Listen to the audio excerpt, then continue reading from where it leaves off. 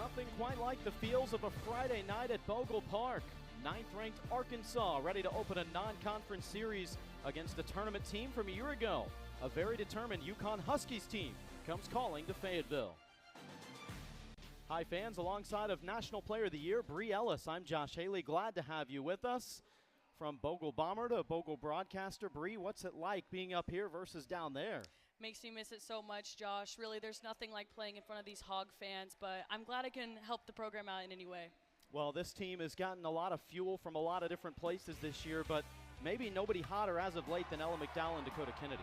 And that's no surprise with Ella. She's always been very consistent. She's got the short and sweet swing through the zone that's very difficult to pitch against. And then with Dakota Kennedy, she's such a versatile hitter. She can pop one in any open space, but also make you pay for anything you leave over the zone. Yeah, these two have really been lighting it up as of late, creating those nightmarish matchups. And you look at the production just over the last 5 games, how about 9 RBI each and a combined batting average above 500. But it's been a little bit of everybody in this Razorbacks lineup this year. And you look at just what they're doing as a team, some eye-popping numbers. And credit to Coach Gasso for all the work he does with these players on this offense. Looking at those numbers, they're just eye-popping. And, you know, it's really great putting together such a consistent lineup for the Razorbacks.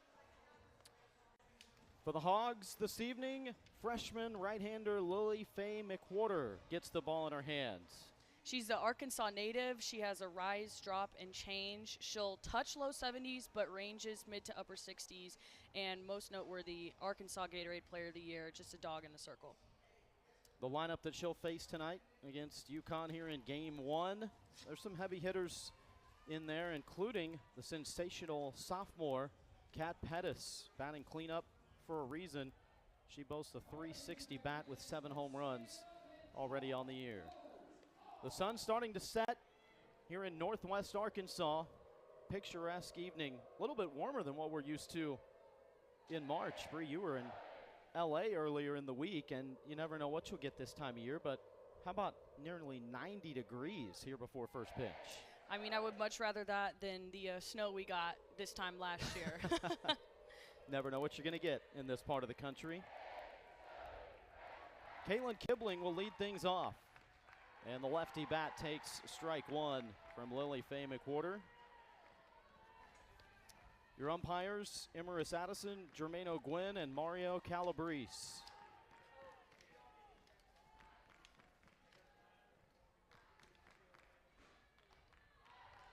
(0-1). A little bit up. The appeal down to third says no. She did not go. Kibling, .271 hitter and a .345 OBP from that leadoff spot.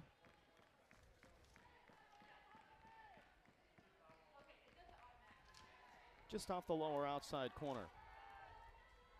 I really like what I'm seeing here from McWhorter. It seems that she started off the count with the strike, kind of mixing in locations right now, trying to change some eye levels.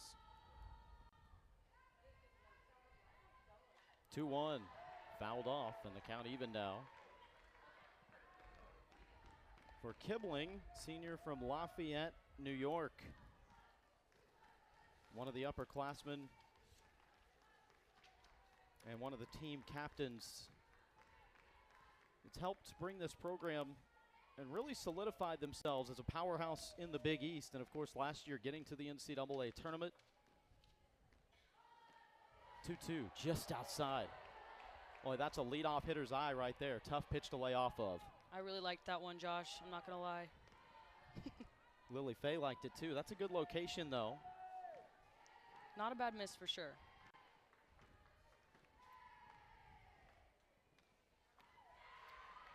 Payoff misses, and it's a leadoff walk for Caitlin Kibling, and that has got to be a very rewarding feeling for the leadoff. The way you start off this series, it just kind of helps set a tone, doesn't it? Yeah, you always want to get on as a leadoff, and a leadoff walk, you know, typically scores. So we'll see what they do here on the defense. Brings up Savannah Ring. She takes ball 1. Around the diamond for the Razorbacks, Tiana Bell at first, Carly Davison at second, Natalia Rio at short, and Ella McDowell at third. Brindley Bain behind the plate. 1-0. Got her to chase one up.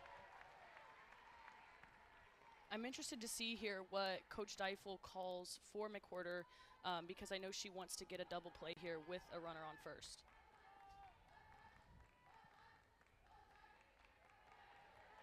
Fouled off, 1-2 now to Savannah Ring. 306 hitter through the first 26 games. And there's 11th year head coach Courtney Deifel, a masterful pitch caller. Great catcher in her day. 1-2 is chopped back up the middle. Stepping on second for one. Relay to first. No. Not in time, but they do cut down the lead runner. That's a tough play to make right there as Carly Davison, the second baseman. Coach Matt Michael always puts them into good positioning, so you can see she's right there. And with a cleaner step at second base, she can get that out at first. Maybe a little bit of uncertainty there from Rio on whether or not she was going to get a toss from Davison.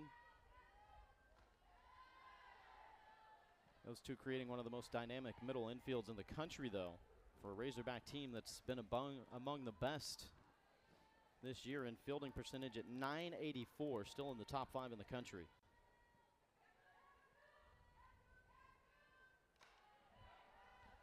That one sliced foul, and the count even at 1 now to Haley Kupal.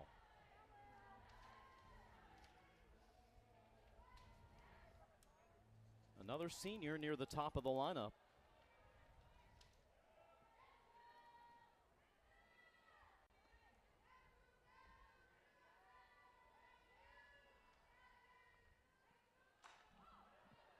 High in the air, playable in center field.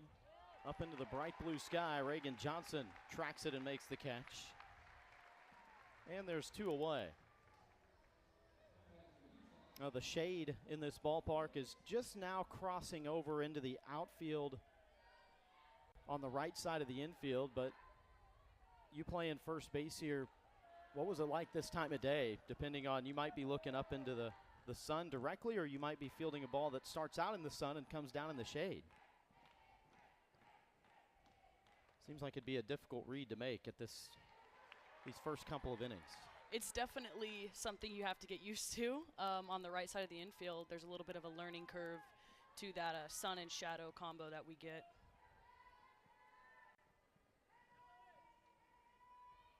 Last year's Big East Freshman of the Year, Kat Pettis. So much for any type of sophomore slump.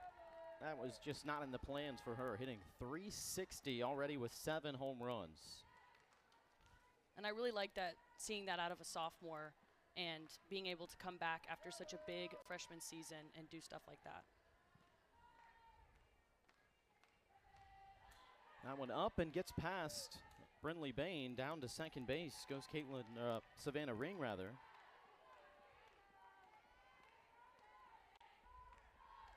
Creates a little bit more of a pressure situation here for Lily Faye McWhorter and Arkansas because the benefit of being able to run on anything with 2 outs here.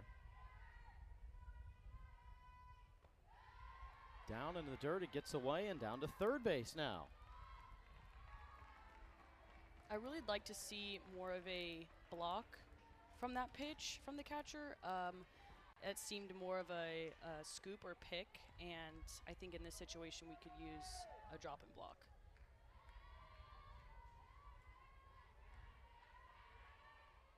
Two. Skied up in the infield. Ella McDowell under it, makes the call and the catch. McWhorter and company get out of the first unscathed with a runner left on third for UConn. We'll introduce you to the Razorback lineup when we come back.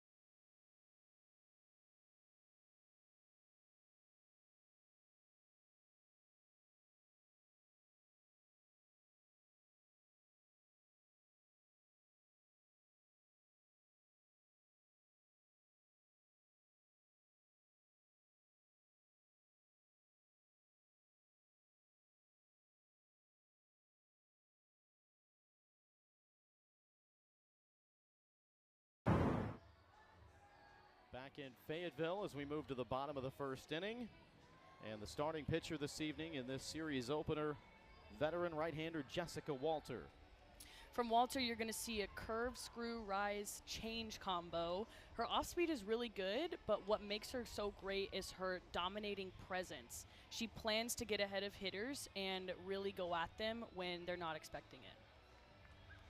The transfer from Providence has been really good. She'll face a really good lineup, though, as well. And you might have one of the nation's best lineup cards if your 8-hole is hitting 500 at this stretch of the season.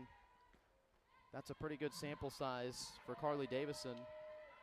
And Reagan Johnson starts off with ball one. And Davison, just to further on that, Arkansas's second best hitter for average, still above 430 on the year. Reagan Johnson, meanwhile, hitting .383. It's been impressive, Bree, to see the sustainability of success for Reagan Johnson. I mean, you'd expect at some point in there for there to be one off season, or you look at it and say, okay, maybe that was the struggling year. It just hasn't happened with her.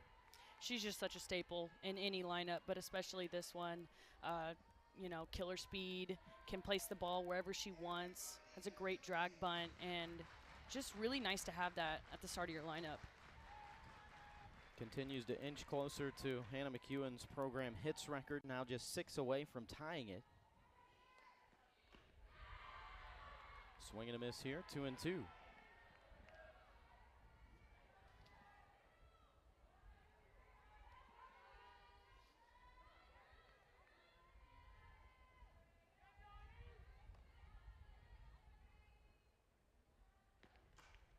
Slaps this into shallow left field. 2-strike hitting.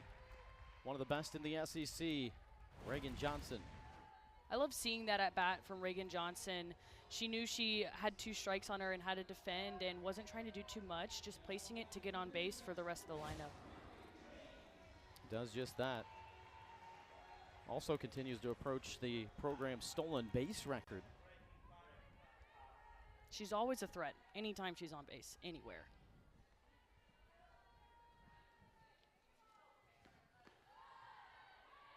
Brinley Bain steps in and takes a first pitch strike.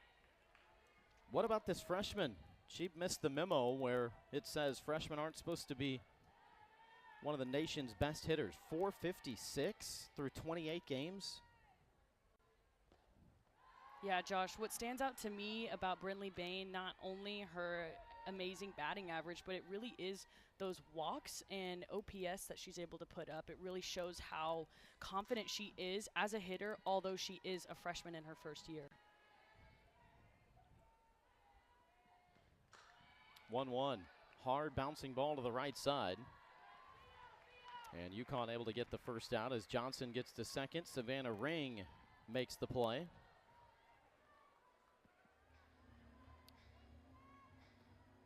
First baseman Haley Kupal. Ring, who just made the play at second. Shortstop is Kat Pettis.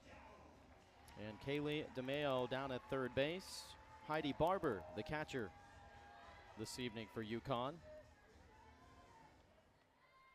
Cruz, Kibling, and Breslin, the outfield left to right. As Ella McDowell takes a big cut at the first pitch. That was a really, really great changeup out of Walker, and I'm happy to see that she's throwing that for first pitch strike. Now, Courtney Deifel always talks about the changeup is the equalizer, the ultimate pitch, if you will. McDowell slams this into right center field all the way to the fence. Johnson around to score. Razorbacks strike first.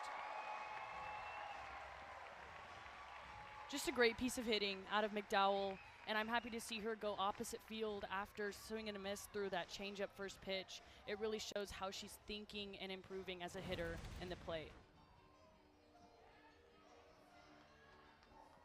Got one high and away and just let it travel in there and took it the other way. And that's the beauty of having Reagan Johnson on first base on a ground ball that would be a double play. Now you have a runner on second base. Here's Tiana Bell now.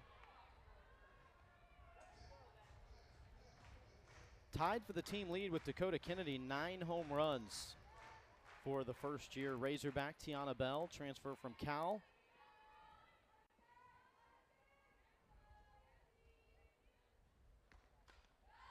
This one fouled back and out of play. There's been stretches, Bree, this year for Tiana Bell, which you can certainly relate to, where, you know, she'll go 3, 4, 5 plate appearances and not see a decent pitch to hit. What is your mentality like as a hitter when that's going on?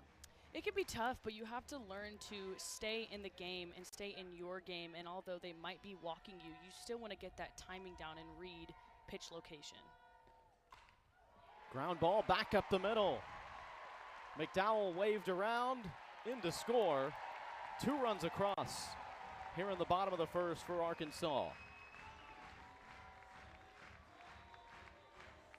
Another mature piece of hitting out of the Razorback lineup comes from Tiana Bell this time. She took a huge hack the first pitch, fouled it off, and then was able to stay within herself and get a line or a ground ball up the middle off a changeup, off a really great changeup at that, and score a run. Conference in the circle for UConn.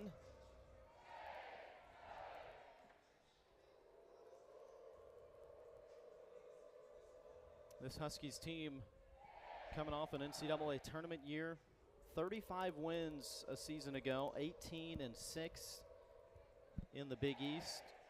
And although under the guidance of the head coach, Laura Valentino, they had been Big East regular season champs, but last year they were not going to be denied, and she credited that to the seniors a season ago. She said they were not leaving here without a conference tournament championship. And it really seems like, you know, once you break through under a regime in getting to a regional, then the dominoes can kind of start falling after that. Yeah, it's huge for the Huskies to get into the tournament last year, and hopefully they're able to do it again this year.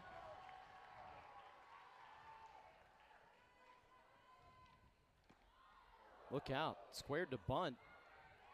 And Kennedy gets brushed back. Bell will take second base on the play.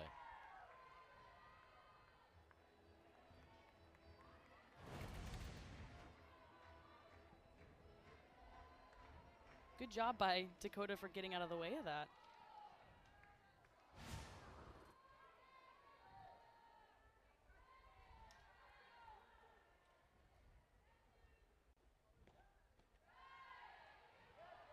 Taken for a ball. Hitters count here for Kennedy.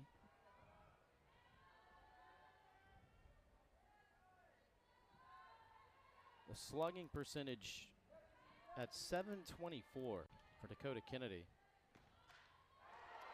This time she gets the bunt down, and there's no play.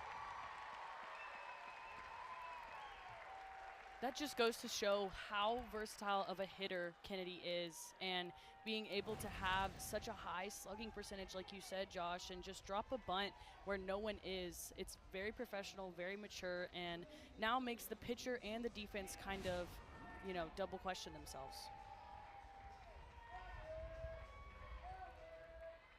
Next level tools and skill set for sure, being able to do things like that.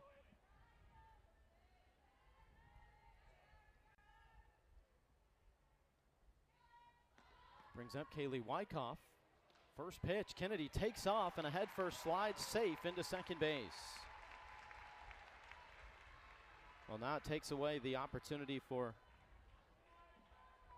a potential double play or that force play to try to find another out. 2 in scoring position now in the bottom of the first.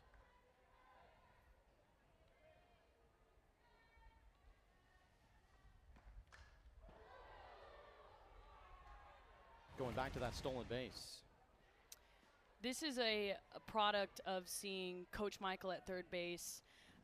Last season, it was Coach Deifel, and it has been in previous years, so we have a new look at a new third base coach, and that's definitely his style right there.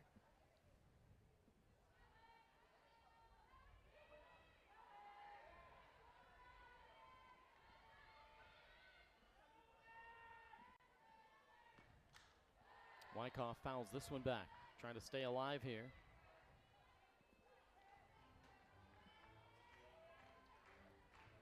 With an 0-2 count off of a pitcher like Walker, I would have to be late on a fast and be able to go for that gross off speed that she has.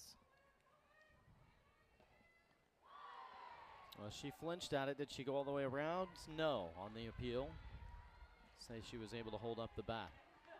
Really great take right there. Able to stay in the count, and she knew what it was going to be, so good.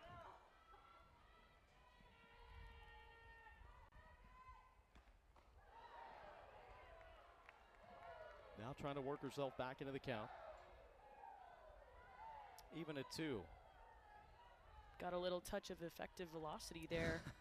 Slow and low out and hard up and in. That'll test the eyes for sure.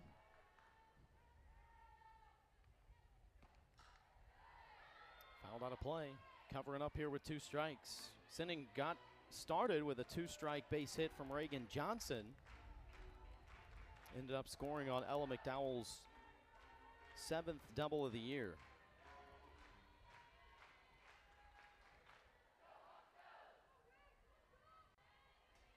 2-2. Popped up off the hands. Foul side of first base. No problems there for Haley Kupal to make the catch. That is a massive second out while holding the 2 runners in scoring position at bay. Not out of trouble yet, but that's a big step in getting out of this inning with limited damage for Jessica Walter and company.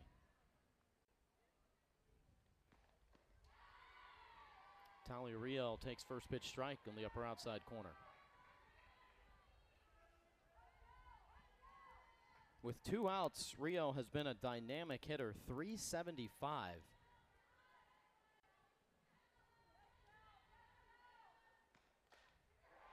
Right on cue, back up the middle. Bell in to score. Kennedy right behind her. 2 out, 2 RBI single for Italia Rio. It's those 2 out at-bats that are going to be major when it comes down to the final score for the Razorbacks. And Italia Rio being able to stay short through this ball and on a pitch that was probably going to keep going up and in that got the batter before. She was able to stay through it and something nice and easy to score 2 runs. That scoreboard pressure. Rio knows how to perform under it. 4-run first inning for Arkansas as Carly Davison takes ball 1.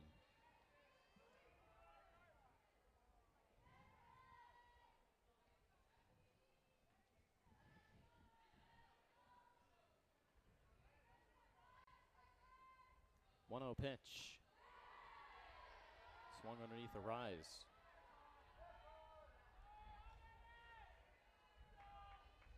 I would like to see the Arkansas hitters make that adjustment of letting the ball be a ball instead of trying to do damage with a pitch that's really hard to square up.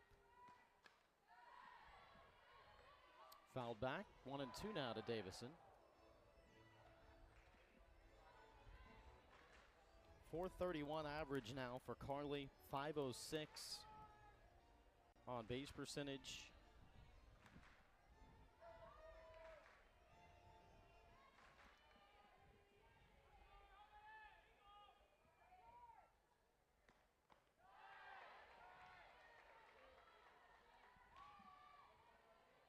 Two and two now with Rio standing on first.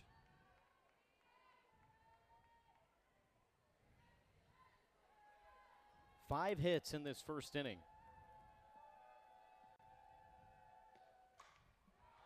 High and deep to right center field. Over into the gap and making the catch. Caitlin Breslin, side retired, but the Razorbacks score early and often. 4 runs on 5 hits in the first inning.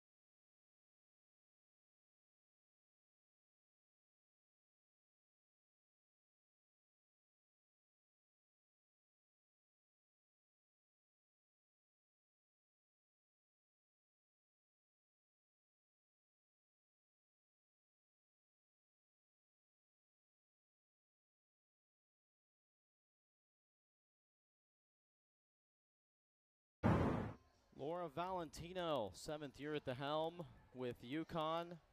Her smile is infectious, Bree. We picked that up from talking with her earlier this week, but easy to see why she's a winner and why she's able to motivate these players to be at their very best. Just a great coach all around. She really preaches to her Huskies culture and being together and leadership from top to bottom, and you can really see that within this past season with her Huskies. And they played tough in the NCAA Regional a year ago down in Baton Rouge. They got some valuable experience, too, preparing them for that. In mid-season, took a trip down to Tennessee. Got swept in the series, but one of those games lost in 10 innings. Another one, a tight ball game until the 7th. And said, I want players in this program that want to go after the hard things.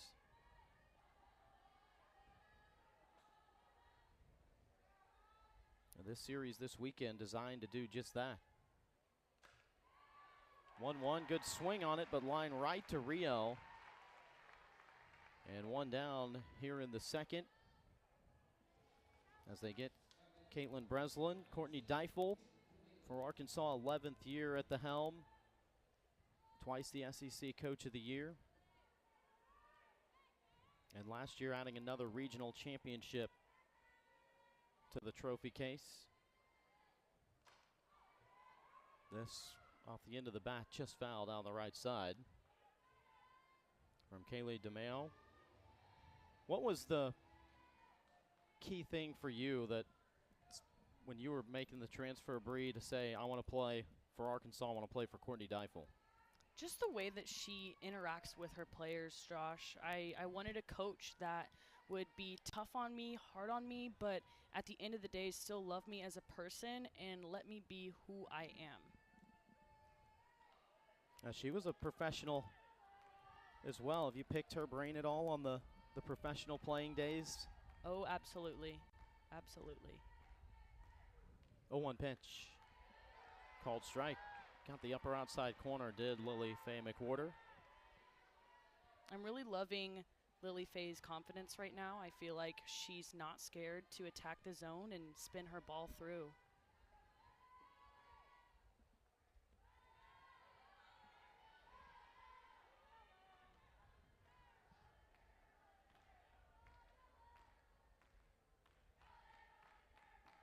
DeMeo making her 18th start of the year. Able to battle that one off. On base percentage north of 400.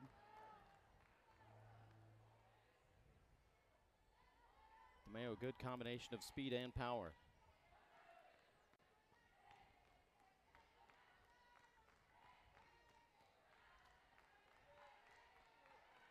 Count even at 2 now. One away here in the top of the second inning. 4-0 Razorbacks in the opening game of this 3-game non-conference slate.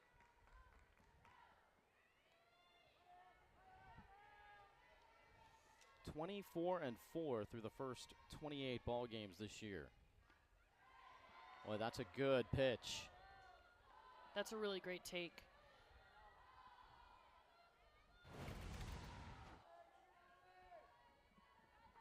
In that count, it's huge to get to a 3-2 count rather than the opposite. Hard ground ball, gobbled up at short by Rio, who fires across. 2 down here in the second. Riho's so strong, able to go to her knees to make sure she really captures and has a hold of that ball before throwing it to first base.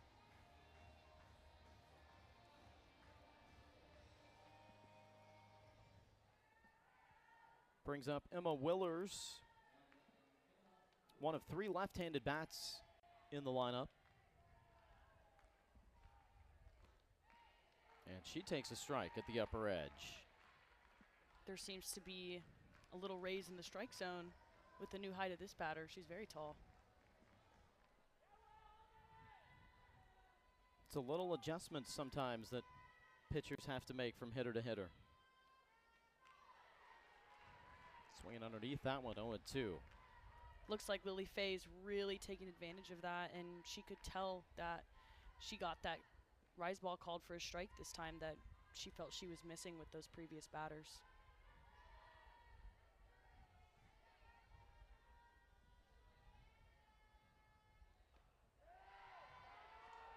Now on the other side of that, Bree, I have to ask if there sometimes can be in a series from one pitcher to the next a big height difference, which means that the release point of that softball is going to look a lot different from the batter's box. How difficult is that to adjust to?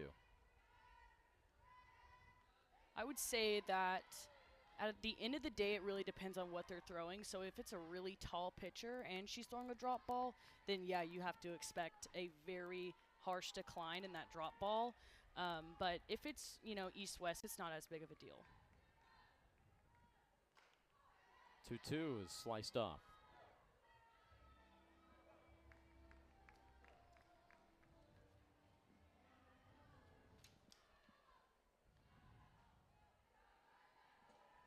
This three-game series will continue tomorrow with a 4 o'clock first pitch and then a noon start time on Sunday.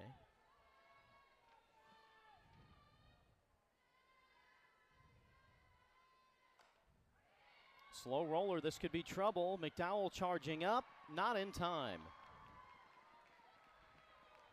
Emma Willers able to leg it out. That's tough for a third baseman to get, especially with a power hitter in the left-handed batter's box. She seemed to kind of chop it into the ground, and the wetness of the dirt almost absorbed it a little bit is what it looked like. And, I mean, Ella did her best, but at the end of the day, great job on Emma Willers getting down.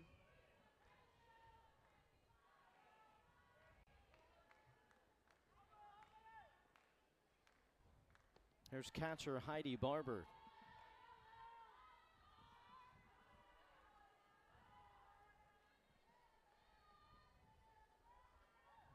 First hit of the ball game for UConn and their second base runner.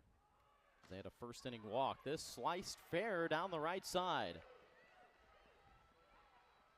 Down to third base goes Willers. Runners on the corners here for UConn with 2 outs. A little something cooking here in the top of the second. Able to string together 2 back-to-back hits right here. If I was an infielder right now, I would go call timeout and talk to my pitcher, especially as a freshman. Sometimes 2 back-to-back hits can really get your breath sped up a little bit, get your heart rate going, but it looks to me that she seems comfortable with what's going on, and with a defense like these Razorbacks, it's easy to allow them to play the game. Bella Cruz at the bottom of the lineup takes a first pitch strike. And how much of that, Bree, on times when you would call timeout and come talk to your pitcher, how much of it was just for a breather as compared to the words you were actually telling them? Honestly, Josh, it was rarely ever the words. When it comes to pitching, I don't know as much as what they want to hear. I know that everyone has their own little thing that makes them feel more confident, but it was definitely just letting them calm down and breathe. Gets a swing and a miss there, 1-2. Speaking of breathing, it looks like Lily Faye is doing a great job being very intentional with her breaths before each pitch, making sure she's nice and calm.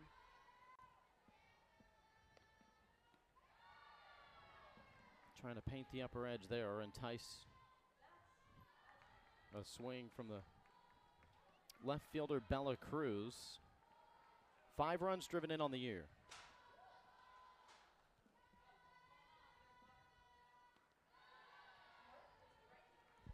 Second batter of the inning now that's worked a full count. So you've seen a good dose of pitches here if you're Cruz. What are you looking for on the payoff? Definitely something lower in the zone. Lily Faye's rise ball is moving a lot today, and I would look for something hard.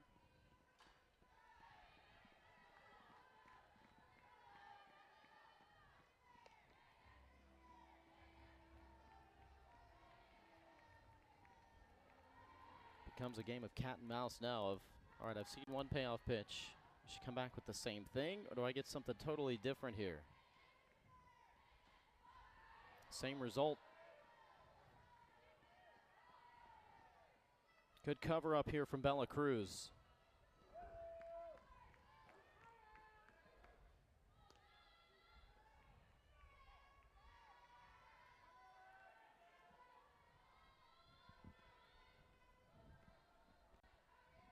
Payoff number 3 is fouled off.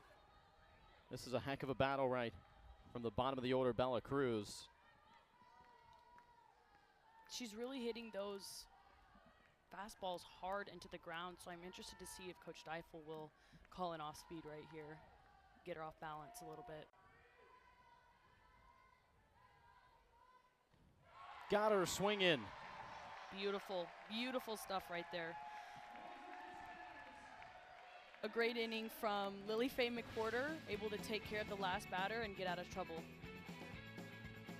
Finally, payoff pitch number 4 was the charm. Couple of runners left stranded, Razorbacks in front, 4-0.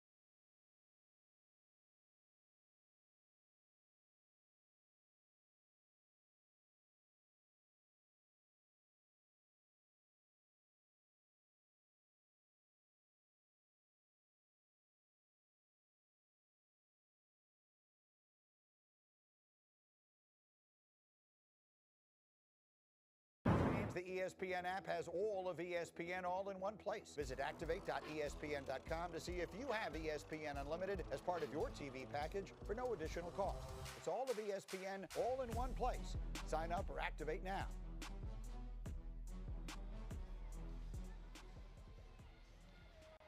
Four 0 lead for the 9th-ranked Razorbacks here in the opener of this 3-game series. Josh Haley and Bree Ellis with you on a Friday night. Ramsey Walker will lead things off. 9-1-2 to bat for Deifel's Razorbacks here in the 2nd inning.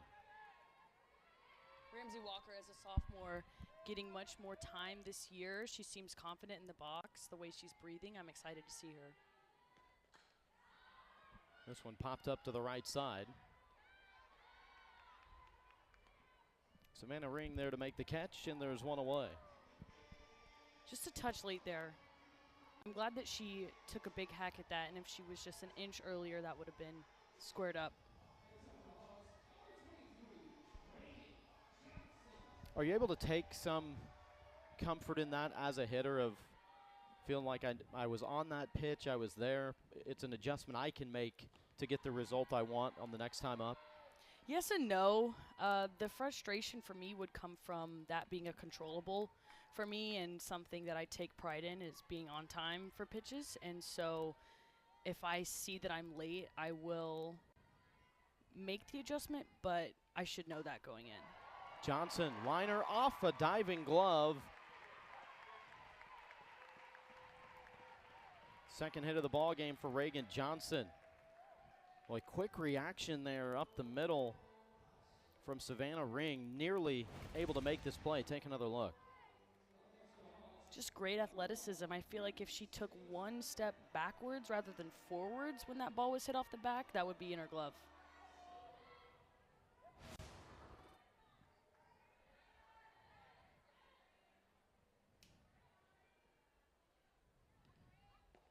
So 1 on with 1 out, and that one gets away from Barber behind the plate.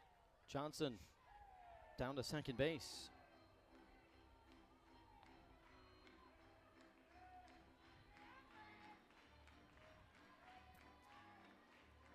We've already seen more than our fair share of wild pitches, pass balls in this ball game.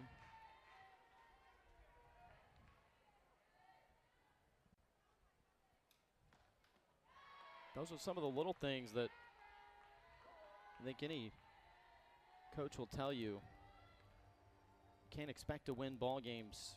Sometimes those might be the difference in a ball game on either side of it, right? If they get gifted to you, then you better take advantage of those. So far, the Razorbacks have with that 4-run first inning. Yeah, it turns a double play, what could be a double play, into now a possible run with Reagan Johnson in scoring position. Off speed, falls in for a strike. That's a great pitch right there. And I'm really happy to see her throwing that for a strike. I feel like now that that's in the hitters' heads, it's a lot harder to deal with rather than knowing that's a ball.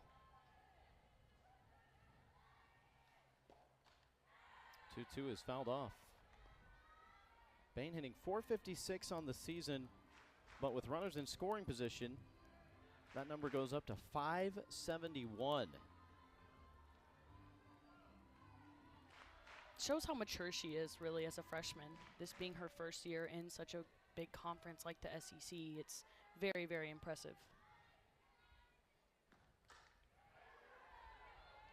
Slice foul, but a good barrel put on it. I think that right there really shows why she has had so much success this year, because she's able to continuously foul off those borderline pitches that might be a strike, might not, and she's able to kind of keep the at-bat going until she gets what she wants. Just a little bit early out in front of that pitch, but roped down into the corner. So you've kind of seen the best of both worlds on Hannah Montana night, nonetheless. I might add, the best of both worlds. You get late on the hard, early on the soft. Now I want to see what adjustment she makes to capitalize off this.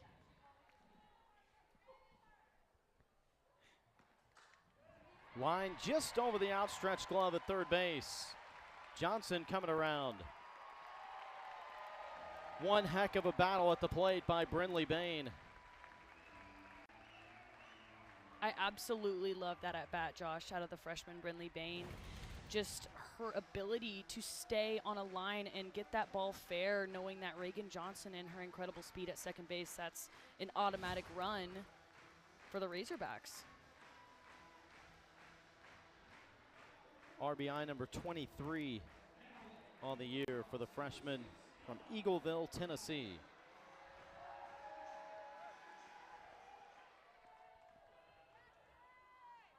Ella McDowell pushing her team leading RBI total to 38 her first time up. First pitch here is popped up left side of the infield. And Kat Pettis there to make the catch. 2 away.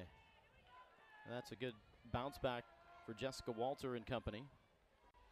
Great job for Walter being able to attack that up and in zone on McDowell and getting her to swing at that pitch rather than take it for ball one.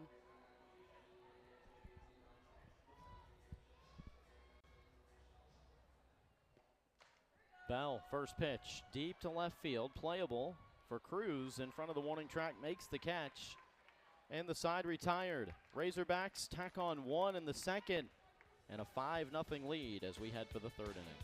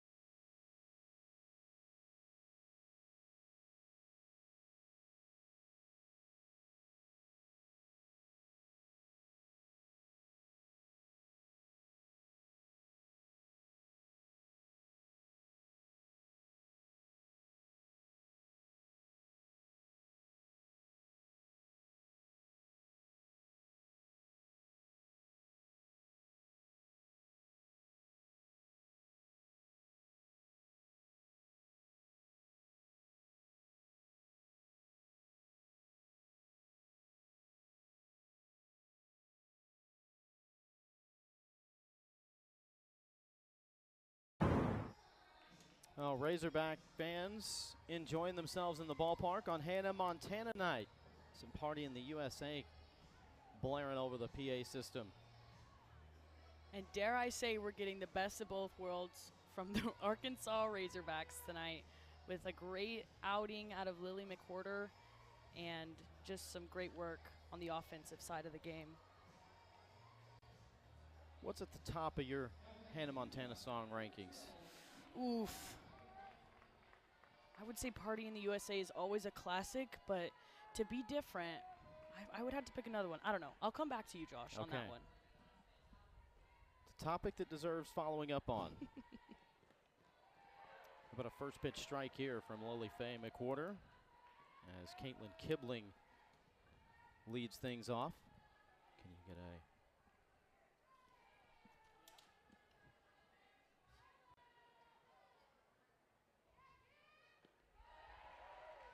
can you get a tougher player out there than Kibling?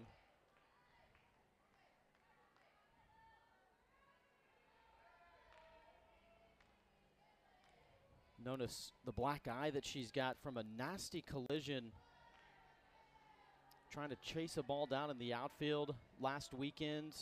And right before she got there, the ball hit the wall and her face right into the ball, against the wall. She was out of the game for about a half of an inning, which was about a half an inning too long for her. Couldn't wait to get back on the field once they knew that everything was okay and that she was fine. Laura Valentino telling this story, just beaming with pride from Kibling, who came up to bat in that next inning and just demolished a home run. It's the types of stories that can tell your grandkids one day. I think the most interesting part about that, Josh, is you see her eye. It's the right eye. That's her lead eye. So she's able to come back and probably not seeing the best out of that right eye, but able to get that home run. That's a great point. She'll try to pass along some intel here as you look at the out pitch.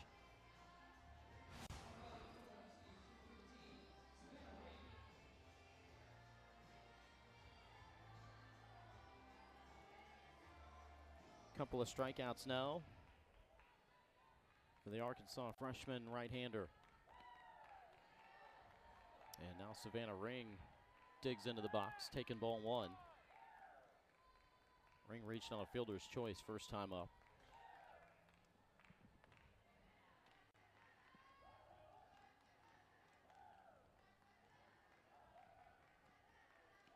Ring has been near the top of the order, has hit leadoff multiple times, but was mostly the 9-hole hitter a season ago.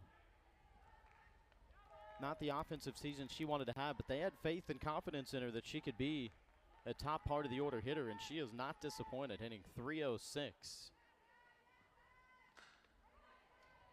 Bouncing one to short here. Rio to first, 2 away. 5-0 advantage here in game one.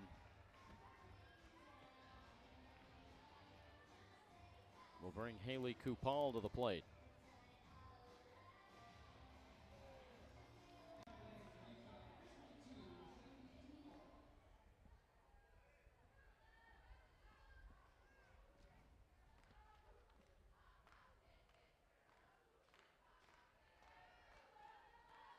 High for ball one to Kupal, who flat out to center first time up. That's a great adjustment right there, taking that rise ball for a ball. You've seen the earlier hitters go after that one for a foul ball or maybe even a pop-up. It's a tough pitch to take right there. Trying to get the lower inside corner, but ahead 2-0. If McWhorter is able to master that inside pitch for a strike, that will really change her repertoire. Because if she's able to get a strike on the upper inside corner like that and on the lower inside corner, that as a hitter makes things 10 times harder.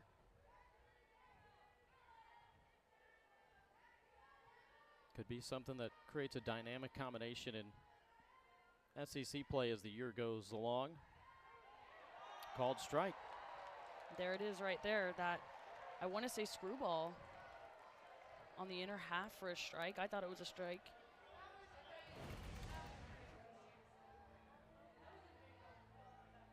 Just a great location, great job behind the plate by Brinley Bain, able to get that call for her pitcher.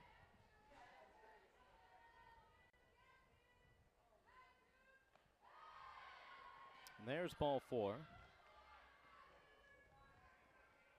Kupal takes the free pass after all. Her team leading 13th walk of the year. McWhorter, who walked the first batter of the ball game, that's her first walk since.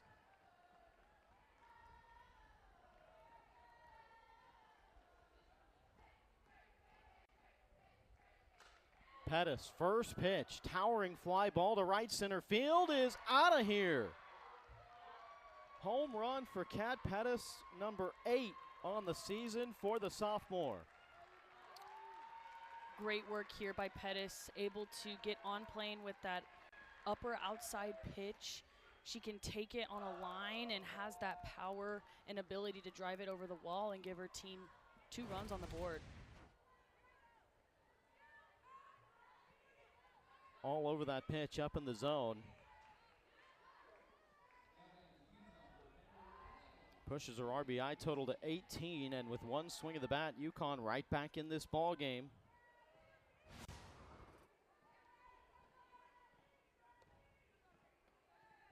Caitlin Breslin will try to keep things going. As a pitcher, it's really important to, after giving up a walk like that where you really wanted to get her, to stay within yourself and stick to your plan. This ball driven towards center field. Johnson on the move, reaches up and makes the catch right in front of the track. McWhorter able to get out of the inning, but not before a 2-run homer from UConn. Mic'd Up Monday's awesome to give the fans an inside look. We got one game left. We need to show that we're the most excited to play. We have some really great minds, and we have some really big personalities. Let's go! Let's go!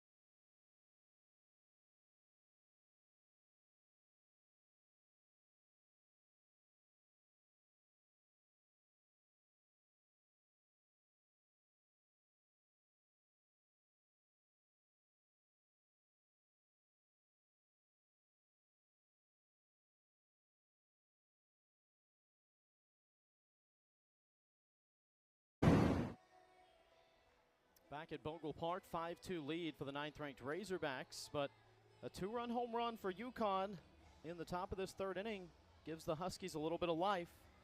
Jessica Walter will try to put up another 0 against this tough Hogs lineup, and there's Dakota Kennedy tied for the team lead with 9 homers coming in.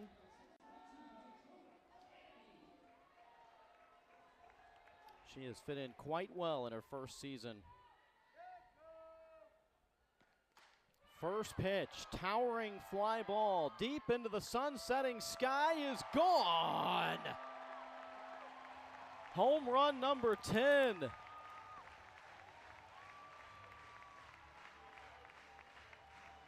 That is a great way to respond and help your pitcher out.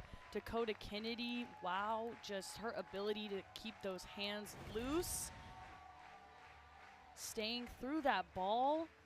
had a little bit of upspin on it, but she was able to get on plane with it and send it out. Really great piece of hitting.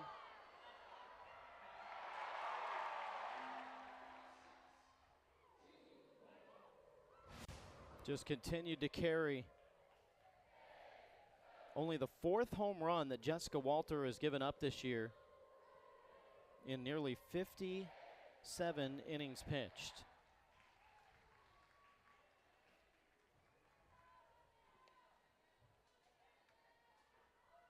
She's really a great leader out there, Jessica Walter, because you can see her, even though she did just give up a home run, she's still interacting, communicating with her infield, telling them she has their back and she's got them on the next one.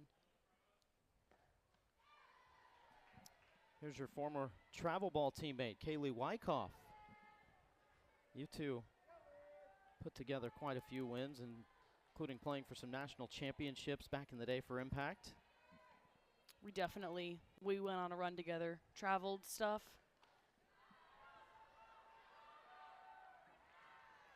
Popped up and tracked down by Haley Kupal.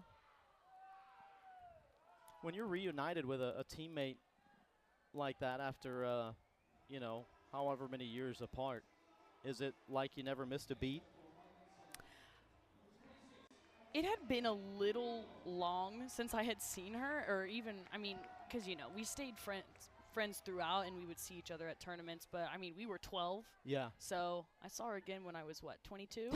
So 10 years goes by, but, I mean, we got back fast. It was great seeing her mom again.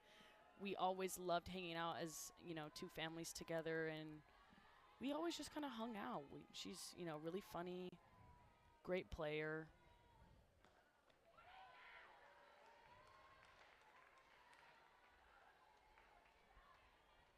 Talia Rio, who had a clutch 2-out, 2 RBI hit back in that first inning to cap off a 4-run frame.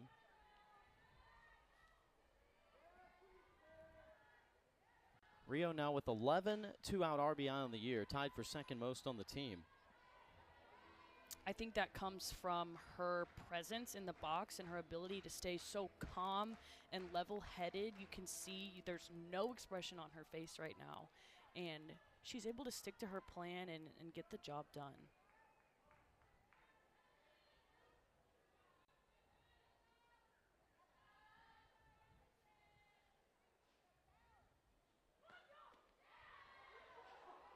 Two one, a little bit inside. That almost looked like it hit her for a second. She Yeah. didn't budge. Brushing just over the quad. Jessica Walter has been a pitcher throughout her career that's been in control of her stuff. Entered this game 36 strikeouts to 8 walks. Not an overpowering pitcher with the strikeout numbers, but is a power pitcher in the sense that she can kind of strong arm you into an out. Inducing some weak contact.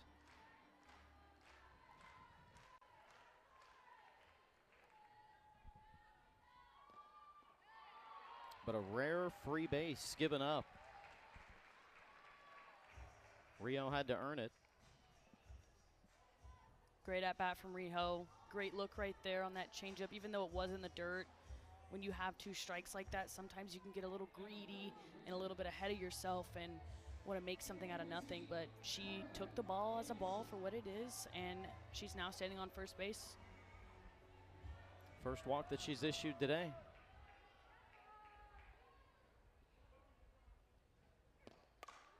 Davison skied up into right field. Breslin under it, makes the catch. Just missed that one. Just a little underneath. I know she wanted that.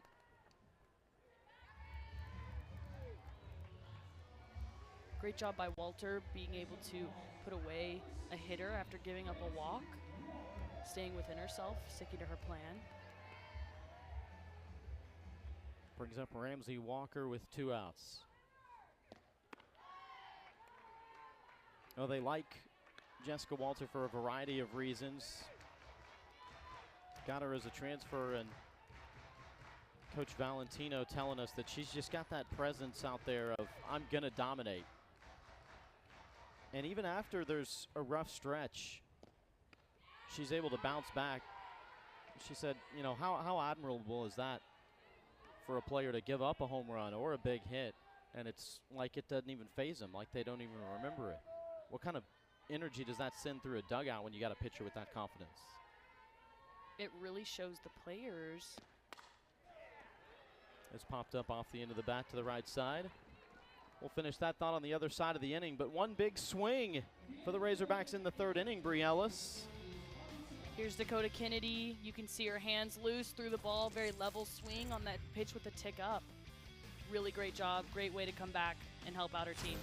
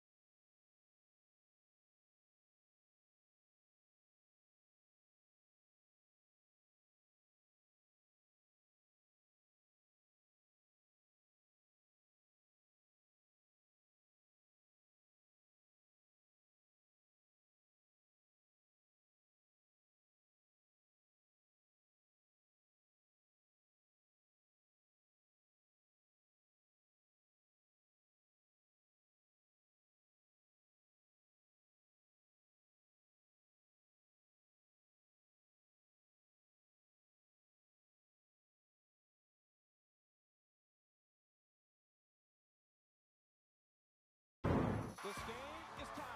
She hit that into the street. Tegan Gavon, she has fanned a dozen. A two-homer inning for Kendall Wells.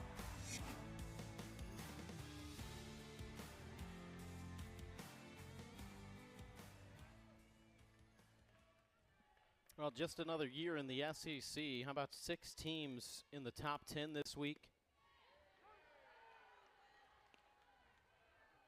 And then 3 more not far behind.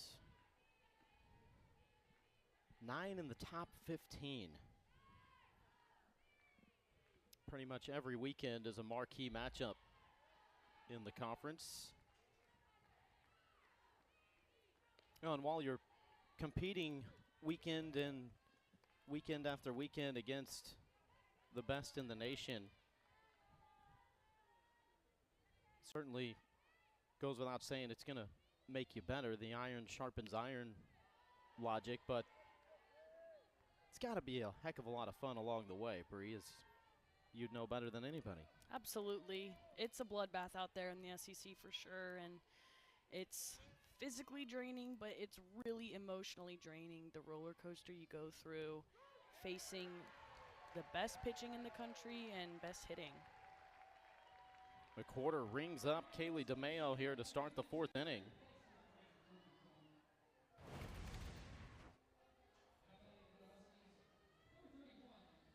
Well, and sometimes you're going to have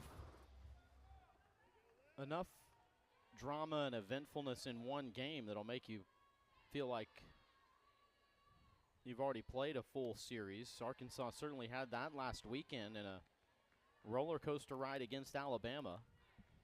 Came up a little bit short, losing that series 2-1 after coming down 1-0 against Georgia to rally and win that series here at home a couple of weekends ago.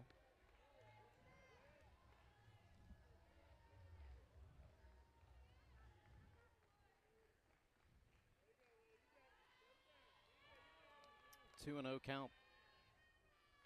Here to Emma Willers. Of all the great road venues in the SEC, which one was the most fun to play at when you were the visiting team? I loved playing at Florida. That was really fun, great atmosphere. The fans are loud, kind of juices you up as a player. They're very into booing. So that was fun to deal with. It was kind of like not necessarily new to us, but it was kind of added a little cherry on top to what we were working with that weekend.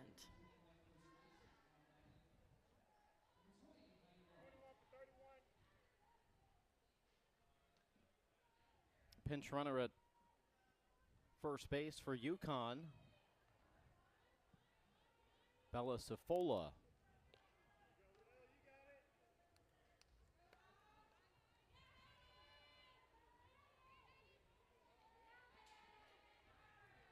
As a player, did you ever try to just mentally negotiate those rowdy road environments like the booing, for example, and just try to embrace that as this has popped up? First pitch, and how about that? Rio, a little gallop into center field and fires back to first for the double play. Flashy at shortstop.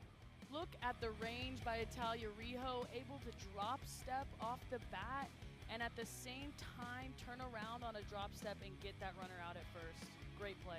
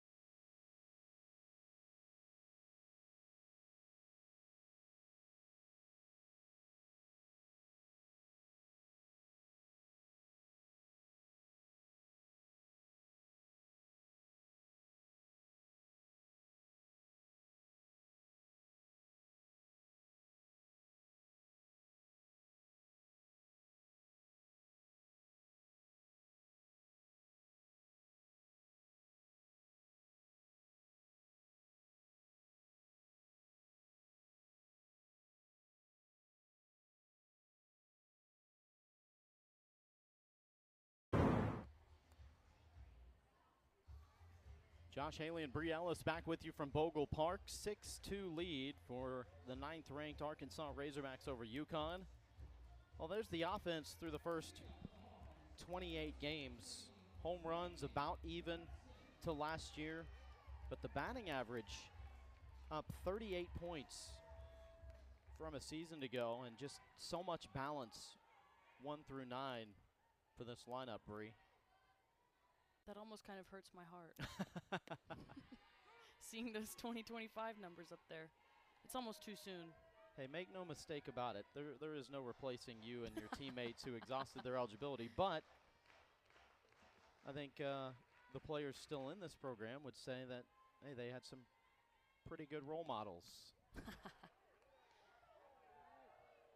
They just don't want to let you down is what it is. Absolutely, because they know that they'd hear it from me if they did. Well, it certainly helps, too, when you bring in players like Brinley Payne, who waits on deck right now.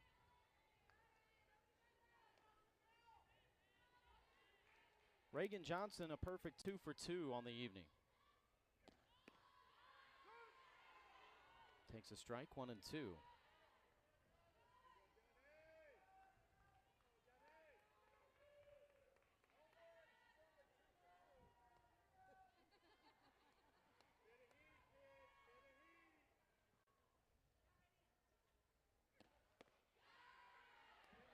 Just a little bit off. Even the count at 2. That's a great take right there by Reagan Johnson, able to decipher from the previous screwball before that was called for a strike, that one was a little bit farther out.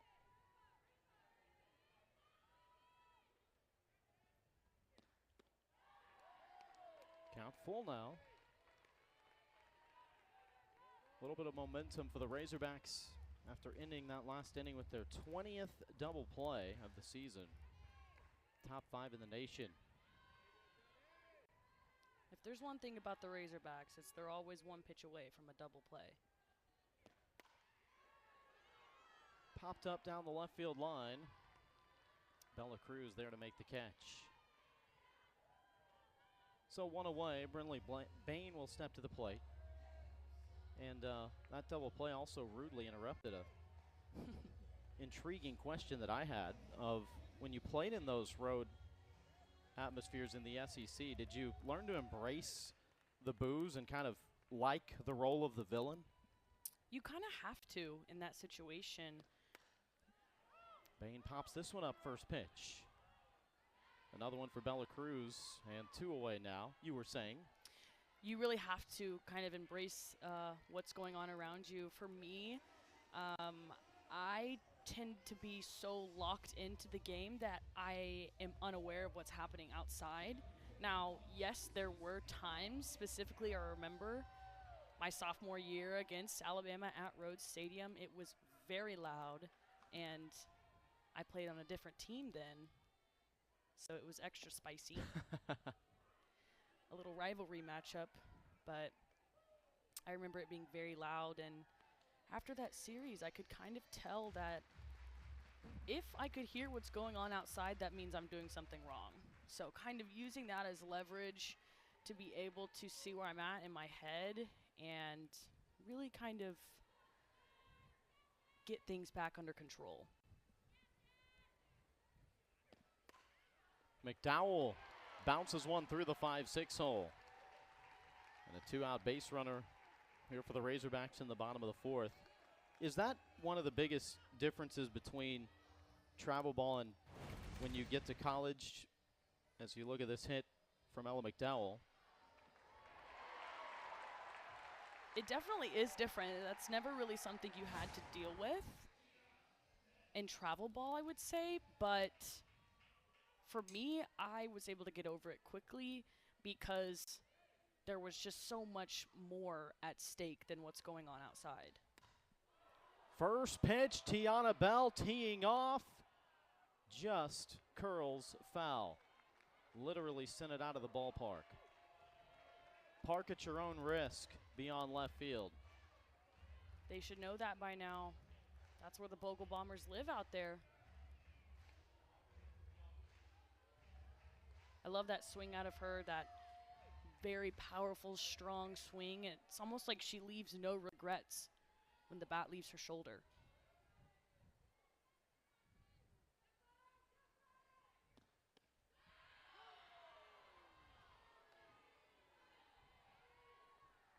Finds herself down 0-2 now.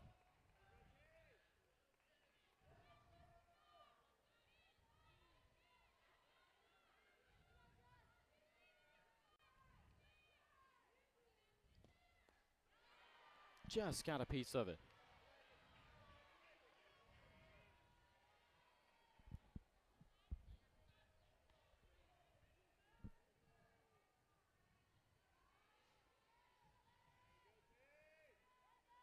It's really important in these 2-strike counts to almost kind of narrow your zone, make it smaller, because these pitchers are going to want you to chase and do something uncharacteristic.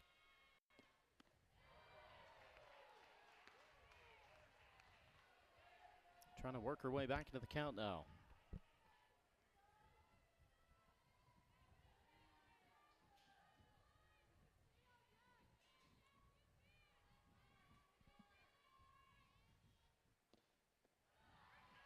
That's good work behind the plate by Heidi Barber. Keep that one close and keep McDowell at first base.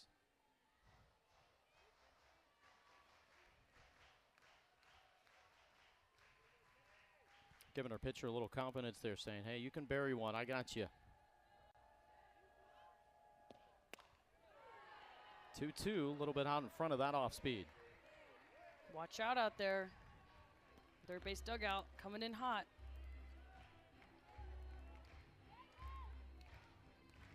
That's what Matt Michaels telling him over there, saying, hey,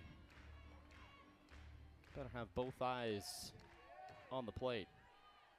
I can only imagine what he's saying right now. Character. Known for being one of the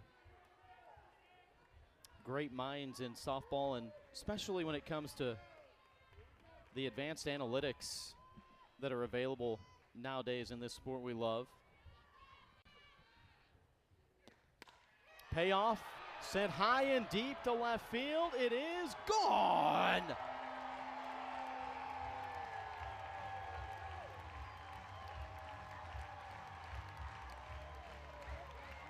How impressive is that? Tiana Bell able to hit 2 home runs in her at-bat. There's her dance right there. You love to see that, having fun with it.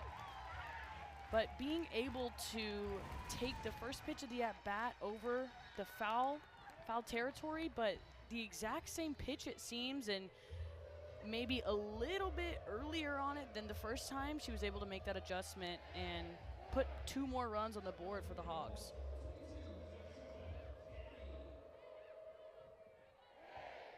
She and Dakota Kennedy, the team's home run leaders, entering the evening with 9. They both homered here this evening. And here is Dakota Kennedy.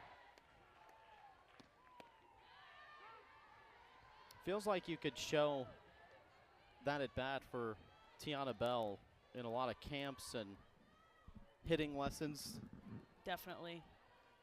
That was a very mature at bat and a great way to make the adjustment, but not over adjust and be able to do damage.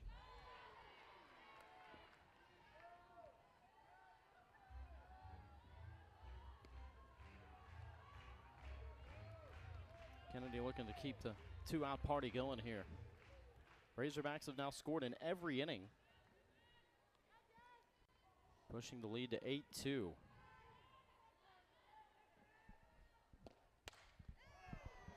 Lifted up to center field. Kibling under it, makes the catch, and the side retired. 2-run shot from Tiana Bell highlights the 4th inning. Razorbacks lead 8-2.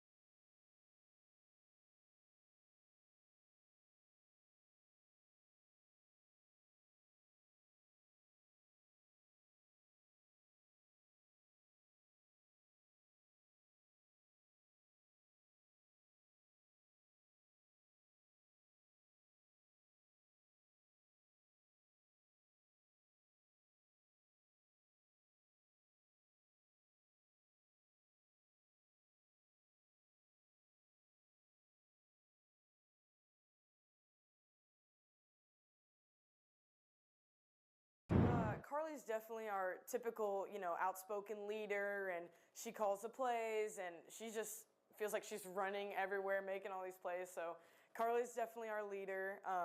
Tal is, she is nasty. I think Tal could walk on water if she really wanted to. She makes all these plays that I'm like, wow, like that is just spectacular. And I just like to have fun. I think I'm just there for the entertainment and making a couple plays here and there, but yeah, us 3 are really excited to get back, and we really own, being the infield. Well, speaking of, this is like just another day at the office for the shortstop Italia Rio. Last inning, how about that? Turn in 2. 20th double play of the year for the Razorbacks. Well, when you're one of the best defensive teams in the nation, the fielding percentage is 5th in the country as well. It's not just about making the plays you're supposed to, but you're also making a bunch of them that most other people are not able to make.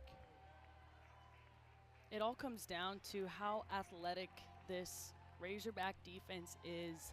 Coach Steifel does a great job of recruiting one-of-a-kind athletes, but also developing them into being able to make plays that are out of their comfort zone. A pitching change for the Razorbacks here as we move into this 5th inning. Cam Harrison takes over in the circle, Bree, and what kind of look will these UConn hitters see from her? So she's definitely much of a quicker pace than Lily Fay. She has a rise, change, screw, curve, and has recently added a drop ball to her toolbox. I'm interested to see how she commands that throughout the zone, if she's able to throw it for a strike or if it's more of a chase pitch. And really just seeing her confidence and swagger on the mound, the way she kind of owns the circle, it's really nice to see, and I'm excited for her this year.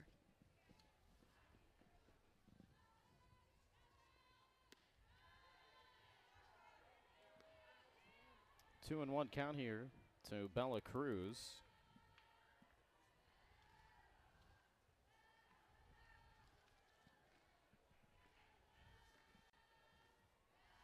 Lots of lopsided wins for the Razorbacks this year. 15 wins coming by way of run rule, in fact. And when that happens, as Courtney Deifel has talked about, that's a lot of innings that you're not getting to play that you normally would. And as big of a factor of that as any is, you know, you'd like to get a very deep pitching staff. You'd like to get all of them some more innings. As a leadoff walk here, good take by Bella Cruz, as UConn has the leadoff aboard for the first time since the 1st inning. But that's kind of been the challenge, is you don't have as many innings to go around when you're run ruling almost everybody. It's almost a good thing and a bad thing at the end of the day. They want to find out their balance throughout the staff and where each pitcher stands, but when your offense is this good and this productive, it's going to be difficult.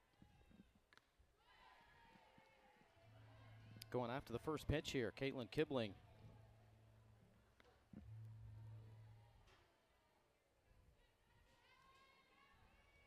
Seven different players this year have logged innings for the Razorbacks.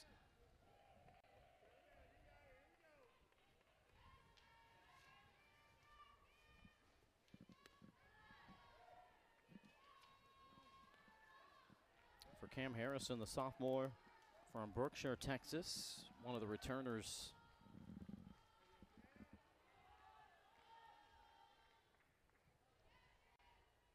Made 19 appearances a year ago, 13 times out of the bullpen. This is her 5th time out of the pen this year, and her 10th overall appearance. She's very good to utilize to come into games because she has such a different wind-up about herself. She has a little bit of a, I don't know how to describe it other than like a hop off the mound, but you'll kind of see when she's real jerky right there. Gets called strike 3, rings up Kibling.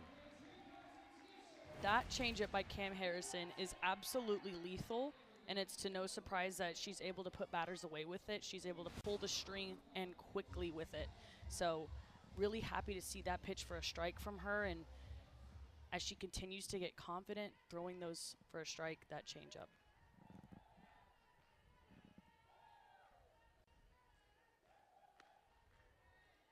Savannah Ring takes ball 1 upstairs.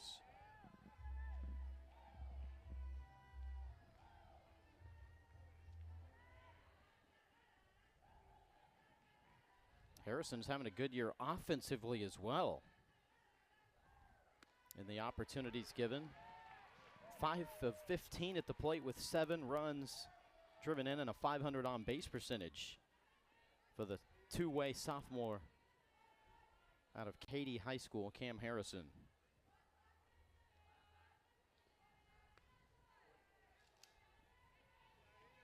Definitely don't sleep on Cam's ability to hit the ball. She's very strong, has a very level swing, and she just seems very confident in the box, like she knows what she's doing.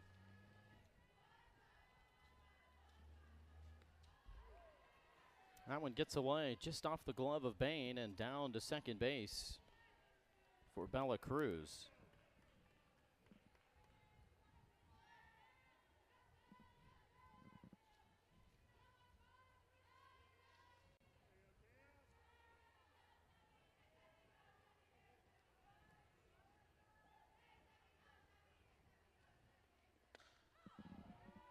Popped up, drifting foul.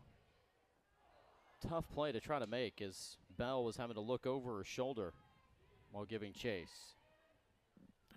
That's one of the hardest plays to make as a first baseman, is that drop step right there. It's really hard to get to the correct location and see the ball at the same time. I would like to see either the second baseman or the right fielder help her out on that, because as a first baseman you have so many responsibilities.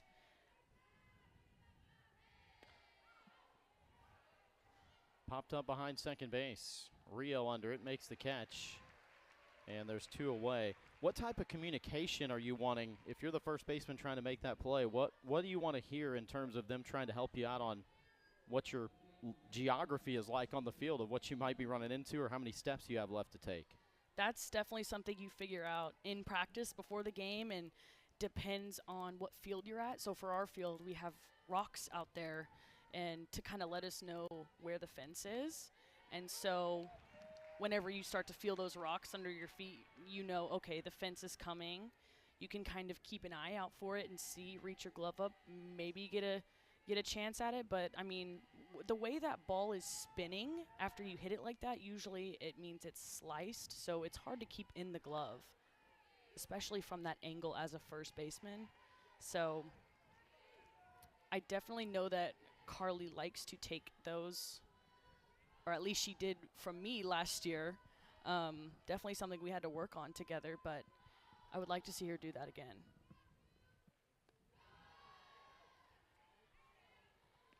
And then if there wasn't enough moving pieces already, you got to watch out for the tarp monster too, right? The tarp monster, indeed. It's out there, and it's stinky and old for sure. Don't want to touch that.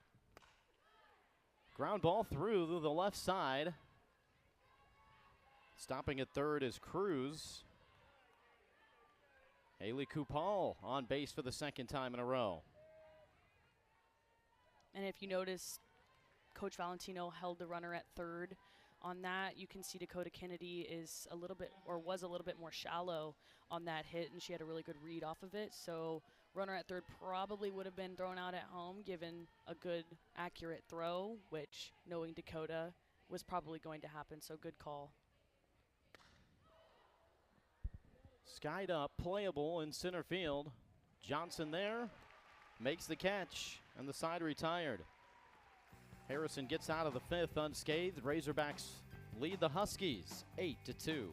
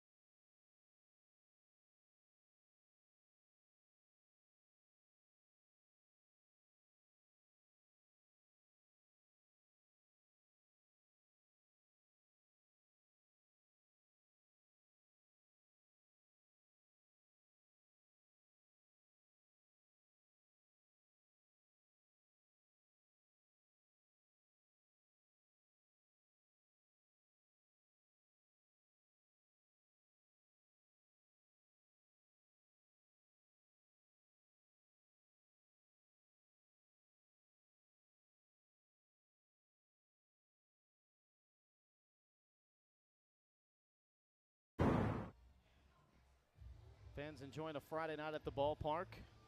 Hannah Montana night at Bogle Park. And we got to circle back to the asked question, Bree Ellis. Your favorite Hannah Montana song is? Nobody's perfect, because how true is that, especially in a game of failure? I love to talk about the mental side of the game, and so that song, of course, by the lovely Hannah Montana, the iconic Miley Cyrus, really just kind of brings it all together and is a perfect theme for this Arkansas game day. Well said. Kaylee Wyckoff, first pitch. And it's okay, because nobody's perfect. That's right. Things are gonna happen. That's why you wear the arm guards there if you're Kaylee Wyckoff. Absolutely. She knows to stay in, or else she'll be hearing from Coach Deifel for getting out of the way for a pitch. It's the 5th time she's been hit this year. And looks like we might see a change here on the base paths and possibly in the circle as well. Walter, a long stare over towards the dugout. Casey Wood will be the pinch runner.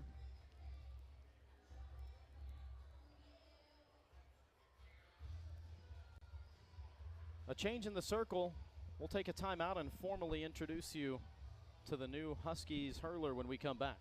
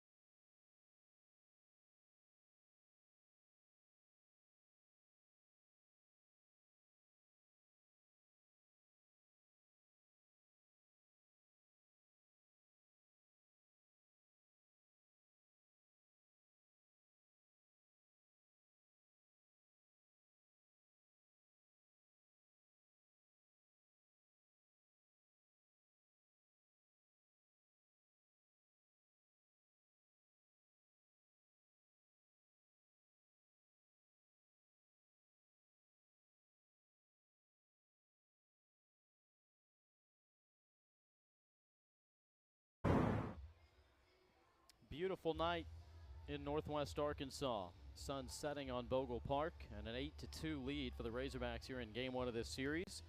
Pitching change for UConn. They bring on sophomore Stella Kimley. Bree Ellis, what does she have in store? She's more of a spinny pitcher than Jessica Walter is. She has a curve, screw, and a changeup. And Coach Valentino says she's very stoic in the circle, meaning she could give something up and you wouldn't even know. Important trait and valuable one for a young pitcher, especially in a tough environment here. So right off the bat, I'm noticing the tape on the catcher's chest. For Walter, it was the blue line down the middle. Now, for Kimley, it's the red line across. And I think that has something to do with almost like aerial versus terrestrial. How do you even say that, Josh? Terrestrial? Yes, right Maybe there. I got it right. I know I did something like that before in training. Couldn't tell you what it is, but that has me questioning some things. What's going on?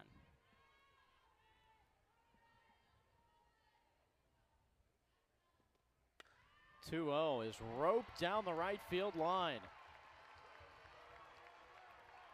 Casey Wood held up at third base, and a double for Italia Rio. She almost makes it look too easy, the way she was able to hold her hands back on that changeup, and even though her hips were going, she was able to stay in the zone with that bat head and keep that ball in the line. Perfect placement for a stand-up double by Italia Rio.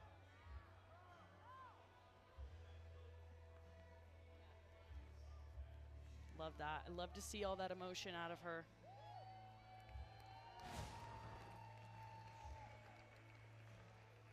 To the circle for head coach Laura Valentino. This UConn coaching staff, the East Region Coaching Staff of the Year after winning the Big East Tournament Championship a year ago. Has already led them to a pair of Big East regular season championships.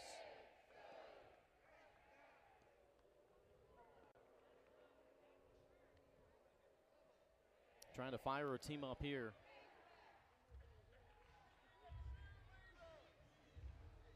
Got to try to find a way out of this inning. Razorbacks with the winning run on base now. Kyler Del Duca will run for Rio at second base.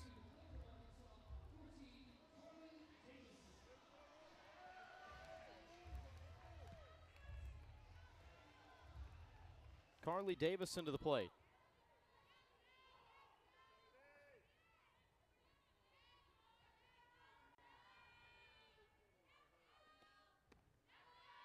Just off the upper outside corner for ball one. Carly's probably trying to get something on a line here in the gap to score those 2 runs and do a job for the Razorbacks.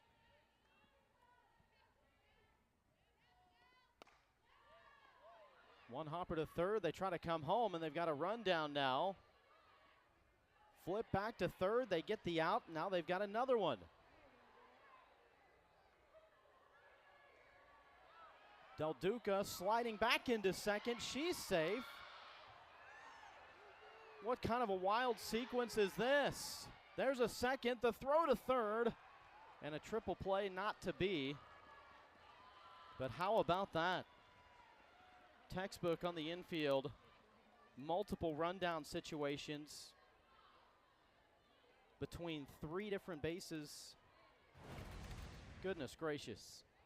I know this all too well.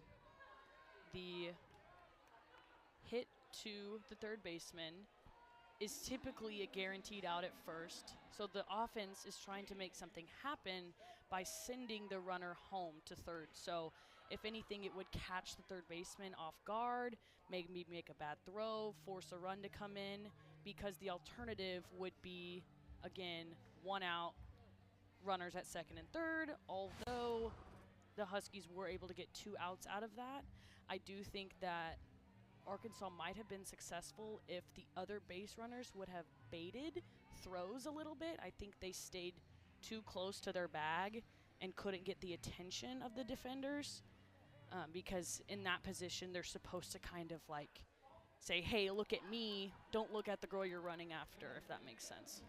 It does. And now here's the Razorback pitcher, Cam Harrison.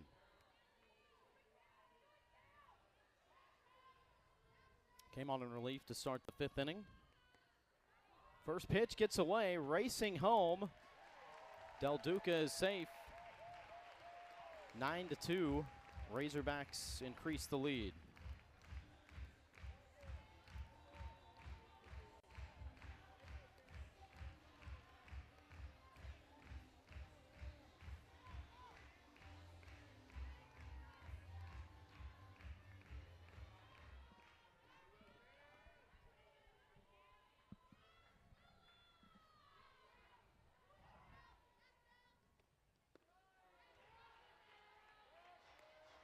Harrison, not only .333 average at the plate, but the on-base percentage, .500. She's walked 6 times this year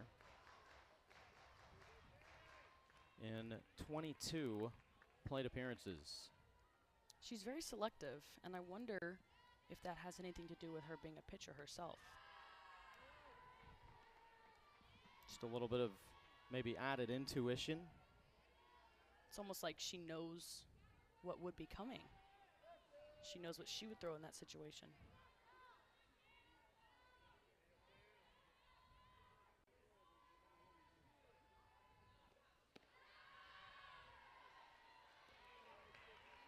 Walk number 7 on the year for Cam.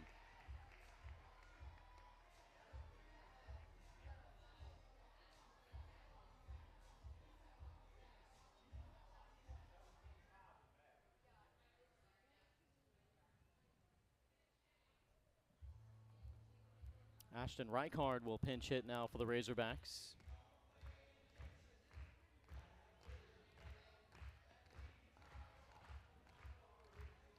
That walk-up song's got the crowd on their feet clapping along right now. You gotta love it.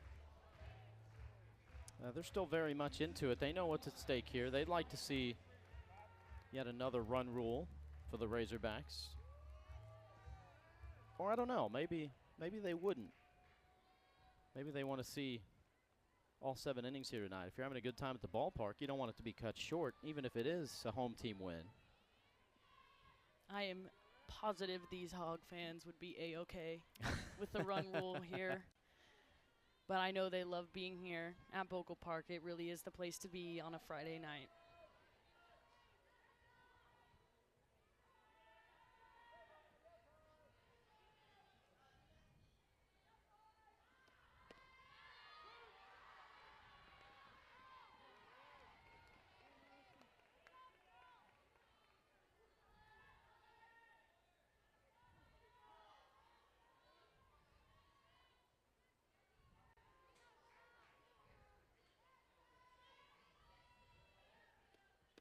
Oh, 1.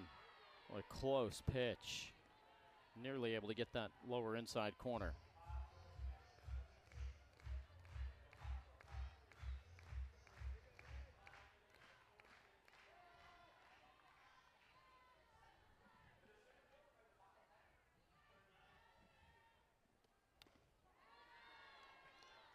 Fouled down 1-2 now. Reichard, like Cam Harrison and Ramsey Walker, has been in the role as well a lot, but for the Razorbacks, some key pinch hitters. And these are valuable plate appearances here, as you try to get them as many swings as you can. Never know when you're going to be needed in a clutch situation as a pinch hitter in SEC play. And a little delay here. Give Imerus Addison, the umpire who got the worst of that, right off the inside of the knee. Goodness. His thumb, the end of his thumb, too, was right there. We got a little shot of Andrew Kreis out there, the real deal, our athletic trainer, or the athletic trainer at Arkansas, making sure everyone's okay.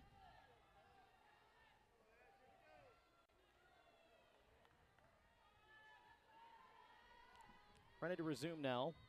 1-2 pitch coming. So a little bit outside. It's a good take by Ashton.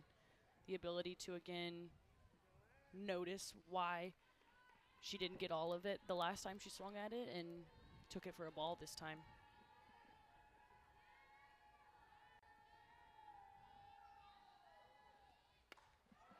Lined, and what a grab at second by Savannah Ring. Cat-like reflexes. Savannah Ring, take another look. Just a great defensive play by Savannah Ring at second base. It was a great piece off the bat by Ashton Reichard, but a great read by the second baseman for the Huskies.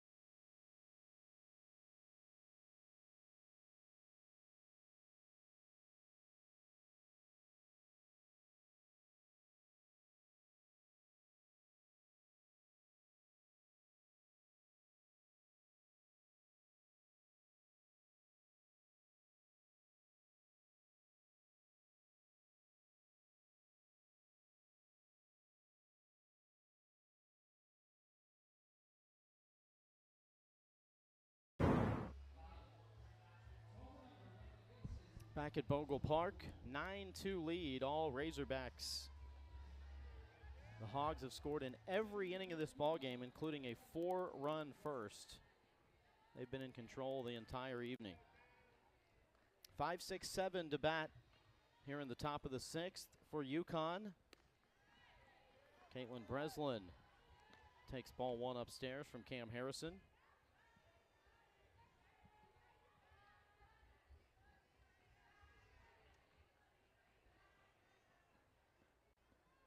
The junior Massachusetts native, a National Player of the Week award a year ago for 4 homers in 1 game.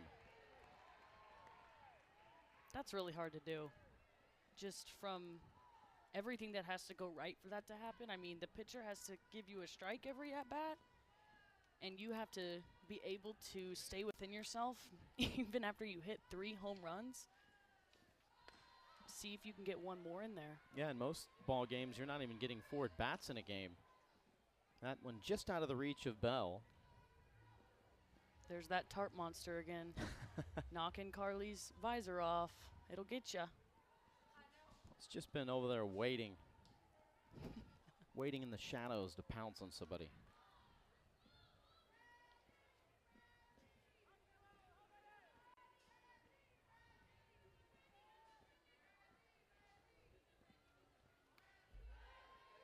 Able to battle off that 1-2 pitch. What I'll tell you about that tarp, and I feel like most college softball players can agree with me, but when I think about my college softball experience, one of the things I will never forget is rolling that tarp out and getting called in the middle of the day to come put the tarp on the field. Day in the life of a student athlete, right? And that's the one time you'll be grateful to be in class, is when you get that call or that text in the group me about, hey, it's going to rain, come put the tarp out. Oh, coach, I can't, I'm in class, oh no. Yeah, you don't get to say no, do you? No, you don't. The one time you try, that'd be when they've got the class schedule pulled up, ready to call your bluff on that one. They absolutely do. Absolutely do. Did you ever have a 4 home run game in high school or growing up in travel ball? I don't think so. I didn't get the luxury of having strikes thrown to me all the time. I was usually 2 and done. They were done with me.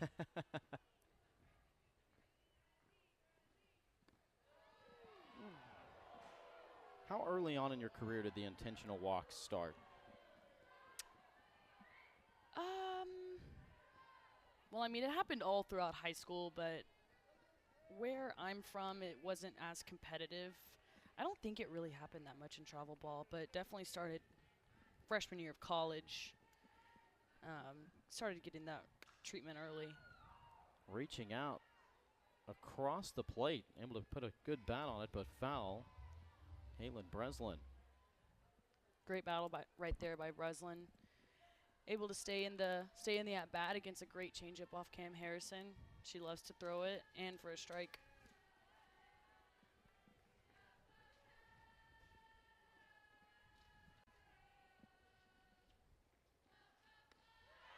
Got her swinging. Harrison saw her go after an outside pitch, the previous one, and says, all right, go find this one up and away. Great spin by Harrison there. Great trust in her catcher, saying, hey, I'm going to throw this one pretty far off the plate just to see what this hitter's going to do, and she got exactly what she wanted.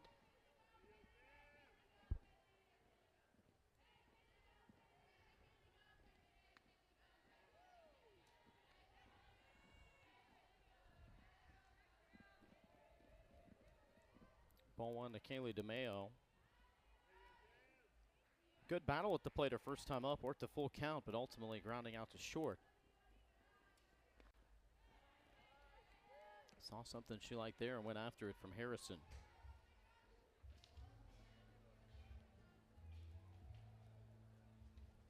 Cam Harrison loves to get ahead of batters, and she really feels like she can work her best stuff when the hitters are second-guessing themselves, because she is working so fast-paced. She's able to keep them guessing and on their toes. Off speed, nearly fell down to the top edge for a strike. Not sure where that missed. Maybe inside, but that was still a really beautiful pitch.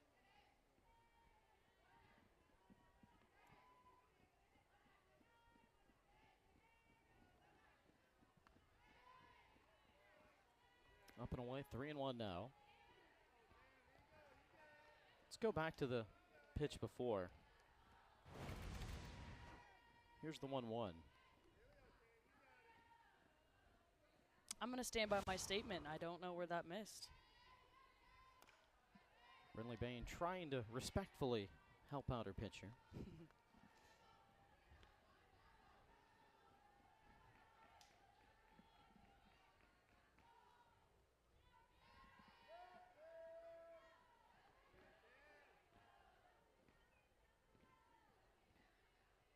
Payoff. That one missed a little bit up as well. I didn't know if the umpire was going to give her that one. As a makeup call, maybe? Yeah, a makeup call. That's hard, though, on the pitcher when you're throwing a changeup. It's such a good quality pitch, even though she's not getting that necessarily called for a strike. Even though, personally, I do think it was a strike, that first one at least. But trying to make the adjustment of, okay, he thought that was maybe too inside the last time. Maybe I need to bring it a bit over the plate. And I think she did a great job of sticking to her stuff and sticking to know what she does best and taking that risk right there. Coach Valentino had to officially re-enter the DP Emma Willers on the lineup card. That was the conversation with the umpire. After Willers walked back in the fourth, and then they pinch ran for her.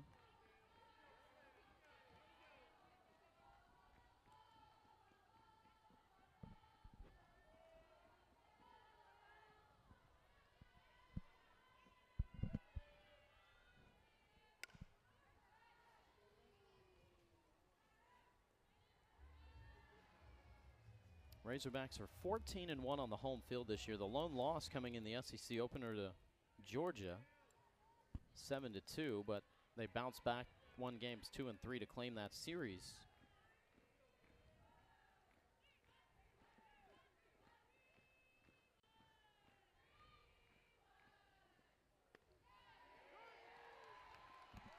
That on the upper edge for a strike. There she is, getting that call. Beautiful pitch again by Cam Harrison, that really lethal changeup.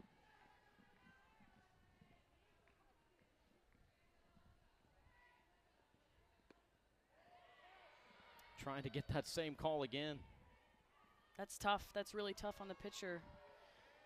And I guess it's a good thing I'm not an umpire because that's a hard decision to make.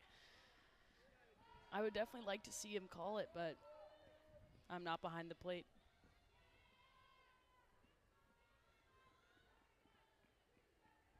Willers dialed in here, winning the 2-2. 3 changeups, back to back to back.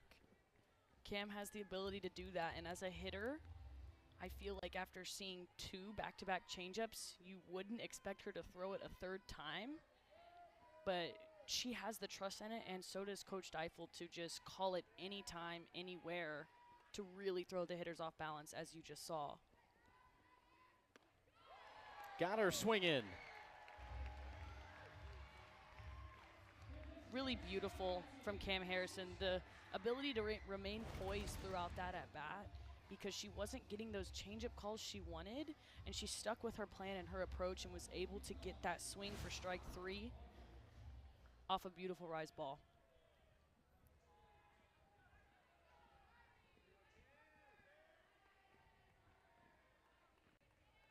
Two outs, and the batter is Heidi Barber, who's 1 for 2. You know, sometimes, Josh, when you're not getting the calls behind the plate and you're Cam Harrison, you're just going to have to go out and do it yourself. Get the swing yourself. Can't always rely on someone else to do it for you. That's what she did with getting her 3rd strikeout in this relief outing. That went away 2-0. The 2 runs for UConn coming back in the 3rd on a 2-out, 2-run homer from Kat Pettis. It was a 5-2 score at that time, still very much a ball game. The Razorbacks responded on the first pitch of the next inning with a homer from Dakota Kennedy and have scored in each inning of this ball game so far to equal the 9-2 advantage.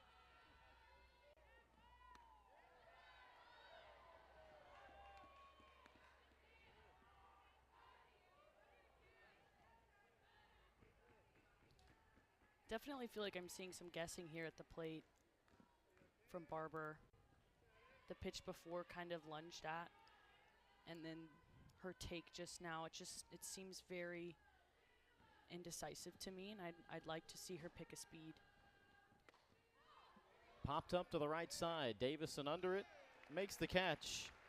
And it's another 0 put up on the scoreboard for Cam Harrison. Hold the phone. First base umpire Jermaine O'Gwynn coming in to bring something up to the home plate umpire. Now Courtney Deifel certainly wants an explanation.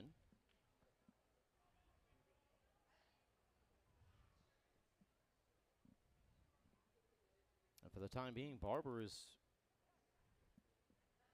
planted on first base. If I'm Barber, I'm happy because that means I get another shot at this. And if you get another shot at it, you really got to take advantage of it.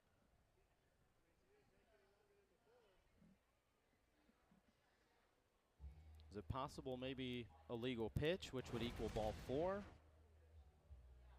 I think they were saying that she started her motion too late for the pitch clock.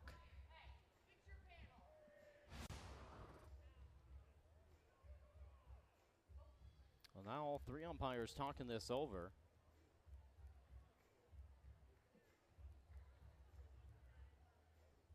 Count was 3-1.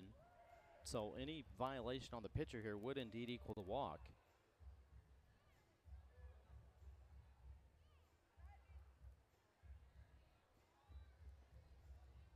Well, they'll stand by it here.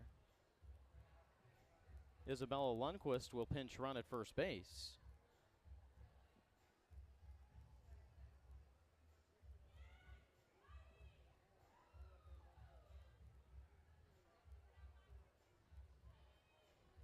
Coach Deifel having a little chuckle here, trying to stand up for her pitcher, see what's going on. I'd love to be a fly on the wall for that conversation in the dugout. I always appreciate when coaches can come together, though, and be in the same zip code as each other, getting an explanation where it's not going one of their ways, but they can still find a little humor in it. Cam Harrison doesn't find anything funny about the situation, though. Absolutely not. But now it's all about regrouping. You can't control what just happened, and coming back from it saying, so what, that just happened, now what? What's next? First pitch, and that's lined off the glove of McDowell, a fair ball. Around third and in to score. DeMeo. And that really adds some sting to the situation. But give credit to Bella Cruz, who had to watch all that unfold and wait patiently in the on-deck circle. She was ready for that first pitch. Great job capitalizing on the strike over the plate by Bella Cruz. Able to score a run for her Huskies and keep the Huskies in the ball game.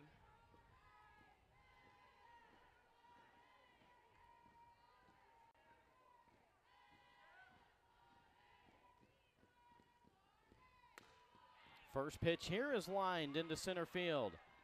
Green light given. Lundquist coming around and in to score. Cruz holding up at second. Caitlin Kibling, first pitch RBI single. And a little 2-out rally here for the Huskies in the 6th inning. 2 back-to-back hits this inning off first pitch swinging. Both scoring runs. I'm wondering if we call a timeout here. Maybe not, because we just had a little bit of a break. And this one gets away. Both runners taking off. Safely advancing. So 2 in scoring position now.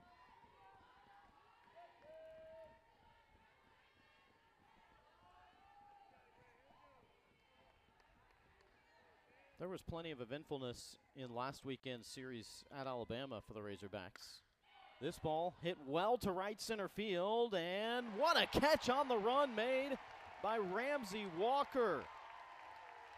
Great play by Ramsey Walker, having her pitchers back in this moment, really getting the job done and keeping her Razorbacks in the game to go back and get those runs back.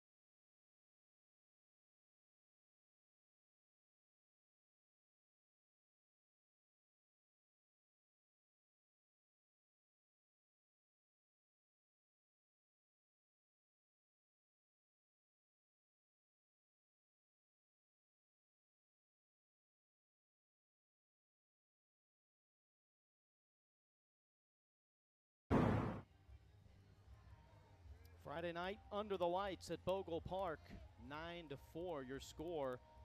Josh Haley and Bree Ellis with you from the ballpark, and hey, a furious rally there by UConn. They were kind of down to their last leg in that bottom of the 5th. They fended off the run rule, and then they come through with some clutch hits in the top of the 6th inning.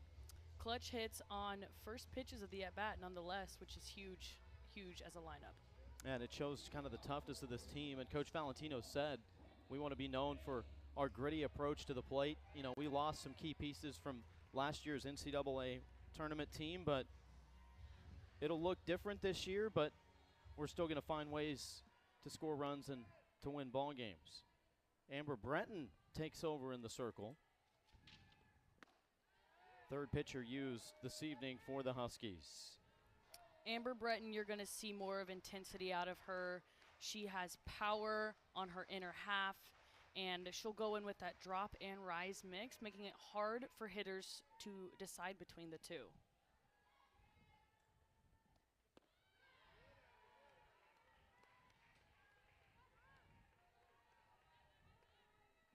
I do think, Josh, that some of the hardest pitchers to hit against are pitchers that can split the zone north-south. I feel like it's easier to adjust on east and west pitching than it is when they're going up and down. Oh, you pointed out there was the red plate on the chest of the catcher for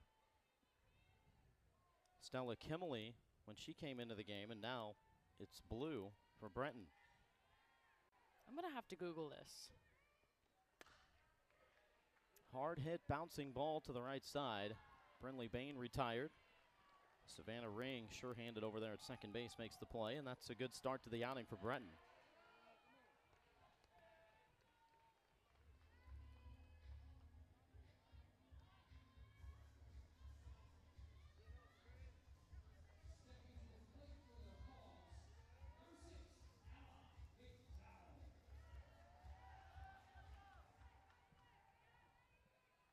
Brings up Ella McDowell.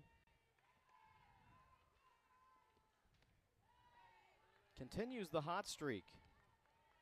9 RBI in the last 5 games, and she started off this ball game with a first inning RBI double. Out of a base hit in the 4th. You can tell she's very focused. She's never satisfied when it comes to obviously softball, but more so hitting. She gets, even though she does have an RBI double in the game, she wants more.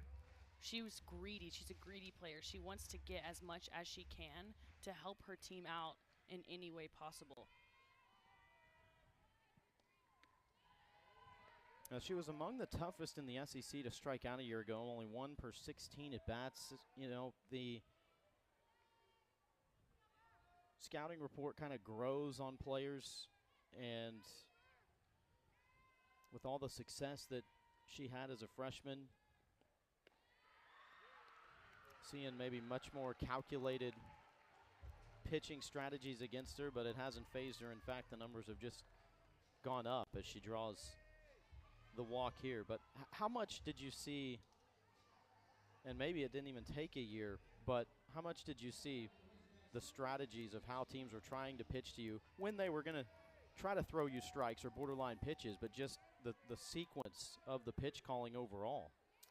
Definitely about halfway through SEC play my freshman year, I specifically remember playing at Tennessee, and they always have a great pitching staff out there, and so they're really able to command whatever side of the plate they want to, and they were just busting me inside, and I was like, dang, I got to learn how to hit an inside pitch now. This ball is well hit to right center field and off the top of the wall. McDowell holds up at third. Tiana Bell cruising into second, standing up with a 1-out double. Great work here by Tiana Bell, taking a changeup on the outer half and going oppo with it. That is very hard to do as a hitter, but because she has such a good level straight to the ball swing, she's able to get that thing on a line and just miss a home run with that double.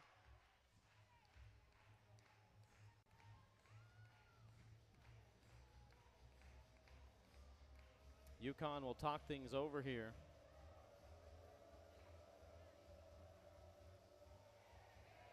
They gave themselves a little bit of breathing room with those 2 runs.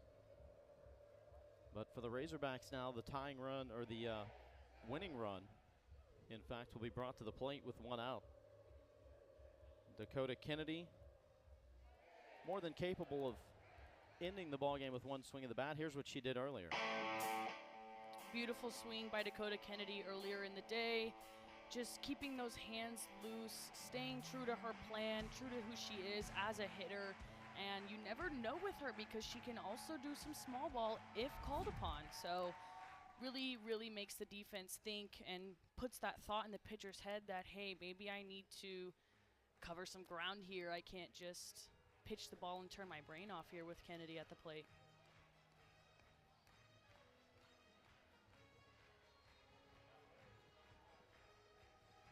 There's a lot of wisdom in that dugout for UConn, though, as they try to talk through the situation here with Laura Valentino, the head coach, but also Mackenzie Keys, Giselle Juarez, former Women's College World Series most outstanding player.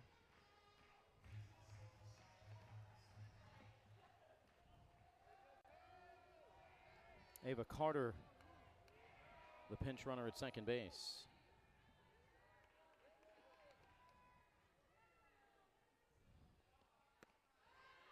Check swing from Kennedy, and third base umpire said she did not go.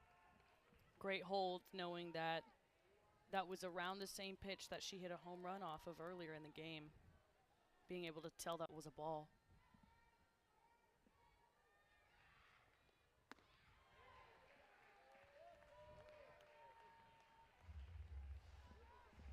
Kennedy became the 3rd Razorback to hit 3 or more homers in a game earlier this year. Did it against Kansas on the first day of March. That one fouled off of her foot.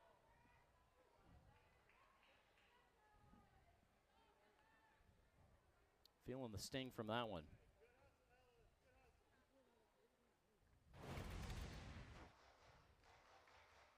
Oof, right off the top. I know that hurts. Is that the worst part? And if you're talking about fouling one off yourself below the knees, is that the most painful? No, it's the shin, upper shin for sure.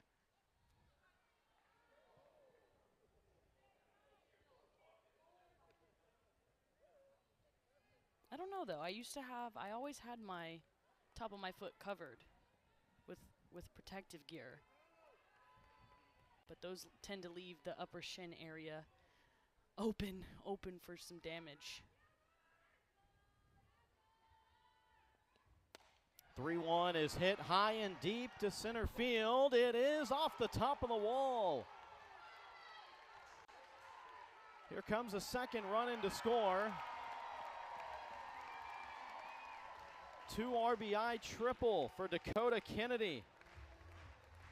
Dakota Kennedy with that power and the speed. She was really able to showcase it here with her ability to round those bases, get to third base after what I, again, thought was going to be her second home run of the game. Just great hitting from the two of the many power hitters on this Arkansas lineup this game.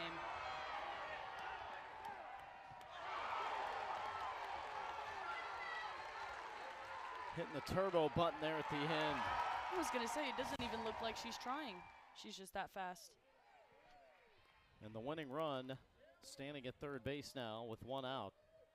Kaylee Wyckoff, the hitter.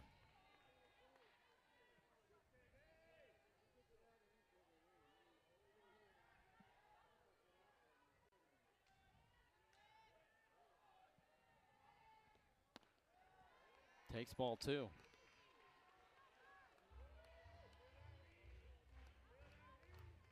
Everybody in this lineup is dangerous.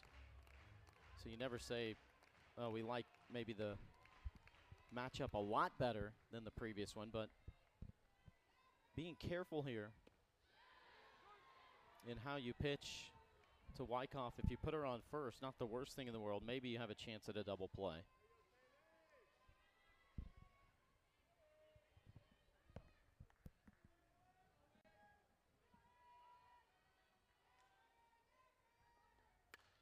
This lined into right field. Kennedy in to score, and this ball game is over. The Razorbacks score in every inning, and they notch their 16th run rule win of the season. How about that? A 12-4 win here in the opening game of this series. And when you're scoring in every inning of the ball game, Bree Ellis, you're doing something right. Absolutely, and that's what the Arkansas coaching staff preaches day in and day out, is remaining consistent throughout the game. And they love the ability to score each inning, just as the Hogs did this game. And even though they did give up some runs, they were able to come back as a team, work together, and end up getting that 17th run rule victory. Razorbacks score early and often. 9th-ranked team in the country, winning the opening game of this non-conference series and getting win number 25 on the season. Now 25-4, treating the home crowd to a win. The broadcast debut of Bree Ellis, an overwhelming success. Bree, pleasure to share the booth with you on this Friday evening. Great job. Thanks so much, Josh. Arkansas wins it over UConn. They'll be back at it tomorrow for Game 2. Till then, for our entire crew, Josh Haley saying good night from Fayetteville.